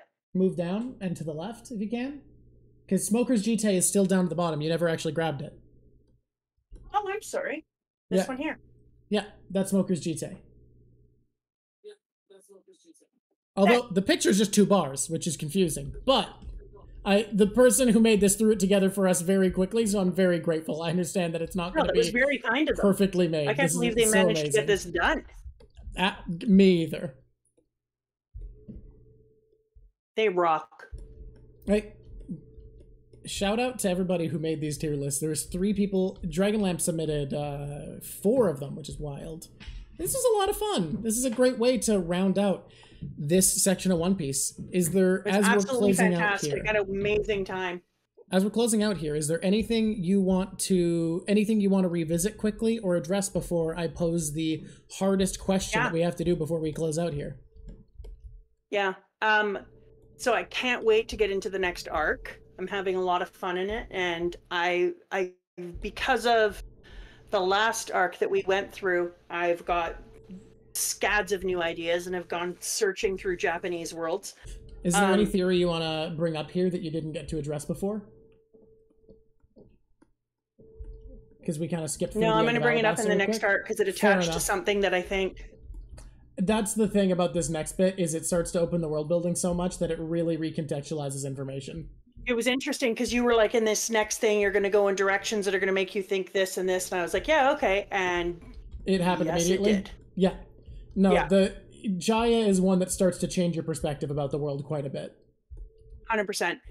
And I really like I'm not talking about this or opening it up anymore, but I really like that right away, as soon as we go into the town, we get to see a moment where Luffy behaves like Red Hair Shanks. Mm-hmm. And it feels like kind of that thing that we saw with Zoro when he finally understood what it meant not to cut. It was kind of like, it wasn't championed in the same way the moment with Zoro was championed on how not to cut something is when you can cut through steel. Mm-hmm. But for me, when he doesn't have his fight, it feels like that time where he understands exactly who Red-Haired Shanks was and why he did what he did. And it was a much bigger growth period than it was made to be. So I'm so cool. Stoked to go into this next arc. I'm so excited to talk about Jaya.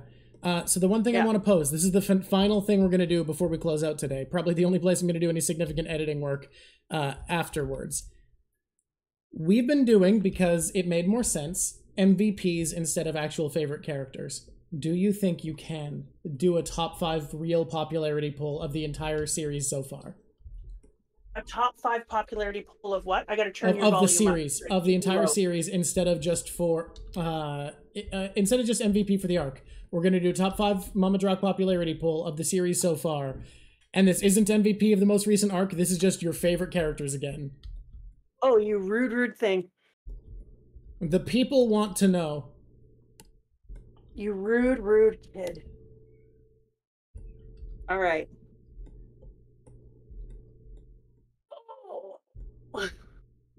Okay, this is just with the information I have so far? The people need to know. You're right, chat. This is just with what you have so far. All right, here we go.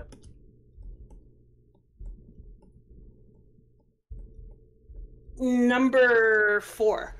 There's a top 5 and we're starting at 4. You heard me. What this tells me is you figured out 1, 2, 3, 4. You don't know who 5 is, and you might come back to it when you've had some time to think. I don't know. I'm starting at 4. I haven't figured out 1, 2, and 3. They're moving around. Okay. So you figured out who's in them, but not where they go. Okay, let's do number 4. Oh, this is killing my face. How do you start at 4? This is amazing. Okay. This one just feels 4 to me. Okay. Okay, hit me up, fam.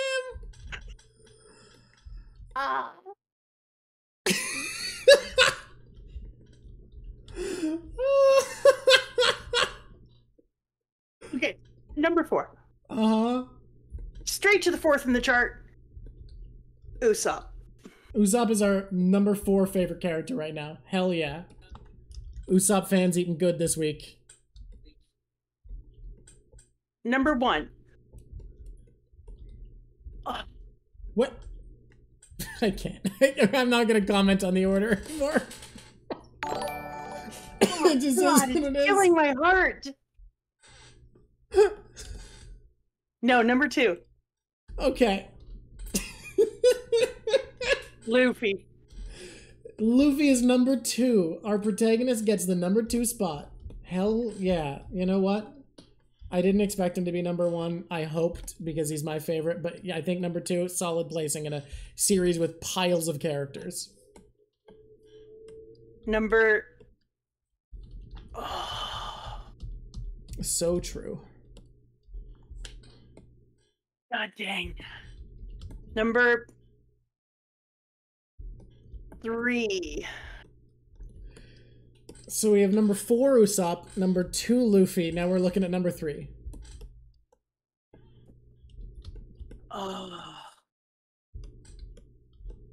Sanji. Sanji. Okay. Sanji's very cool. He's been saving the day a lot. Number He's been having 5. a lot of big action scenes. Number 5. Nami. All right. So number 5, Nami. 4, Usopp. 3, Sanji. 2, Luffy. And we don't have a number 1 yet. Zoro. Yeah, this is the thing about this series is you spend so much time with the main characters that even the coolest background characters gotta slip to lower in the top 5 because you see so much of our amazing protagonists. So Chopper for me is I haven't had enough time with him. So if I'm being honest, like I love Chopper for his cuteness and his amazingness, but I haven't had enough time to hang out with him to get him to bump one of my higher kids. Fair. And Mihawk is in his own stream called God Tier Status Humans. Yeah, it's like can't be your favorite character because he's not doing that much in the story, but you're like, I Hasn't done can much. acknowledge that you are the coolest motherfucker to live. Yeah, I love him. He is the greatest. High five him all day long. Him and Red Hair Shanks, literally, they could hold hands, skip on the beach, and all braid their hair, but they can't take off some of the Straw Hats who I've spent so much time with. Yep. No, I feel you. I didn't expect Zoro as number 1 Yeah. either. But when I really put it out there for myself, yeah. I mean, honestly- Sanji is being number 3. Like, right now, Zoro and Sanji switch places all the time. In most popularity polls that Japan did, 1, 2, and 3 were consistently Luffy number 1, Zoro number 2, Sanji number 3. Sanji has just like a certain flaw that is not my favorite, but on the other hand, yeah. He's so fucking cool. He's just so cool. And like, seriously, if you want to use the phrase coming in clutch, beside it, it should just have a picture of Sanji smiling. All right. Yeah. I'm going to save the PNGs of this. Do you want to Can I see my picture one more time first? Yeah, we're done the tier list. So I will drag this on up. Give me a second here. You can... Whoop! We're going live. We can take a look at the lovely art of your Sona I have done today. This person said it was surprising considering how little I talk about Zoro. I would agree, but I have to admit that it was in the last arc where I kind of had a really big moment with Zoro and realized how cool he is. He's That pretty fucking is rad. Incredible. Thank you. I want those as stickers and I want to put them on my forehead. I'm about to save them in a format that'll make it pretty easy to save them as stickers. Actually, explicitly being the goal, so... These suckers need to be stickers all over the place. Okay, so what we're going to do, we're going to get rid of the signature, we're going to get rid of the background entirely, and we're going to change canvas size, get just this one, cut off the human version's hands. Oh, there's still a human there. Oh, there you go. Well done. Merge selected layers, and then we add a white border to this. Actually, we should probably lift it up a little first.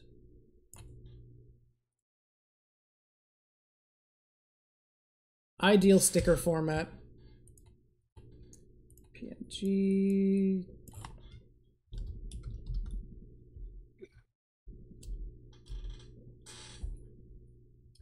Look at my Karen. Look at you. That's me. Look at me. And now we do it the other way, and we slice the other one off so that we can make another sticker.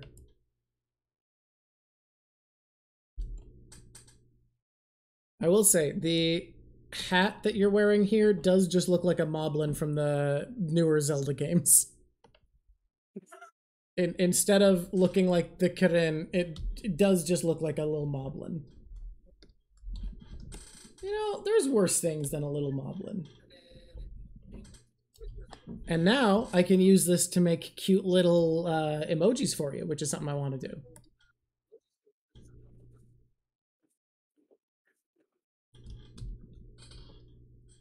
That's incredible. Night, your morally ambiguous waifu. Well, good night, everybody. This is a ton of fun. I am so excited for the next 2 sagas we're going to do before we do another one of these breaks. Like I've said, Jaya is one of my personal favorites. I think you are probably far enough that you're seeing why now. I love it to bits. I think you're going to love what comes next. It's going to be an absolute blast. And thanks for being here, everybody. This was a super fun chat. I'm excited to do more of the updates, but I think these are going to be so necessary to just unwind and talk about the series every once in a while. Hope everybody had a good time. And until next time, it's been lovely talking to you. And I should have rated, but I should have found someone earlier.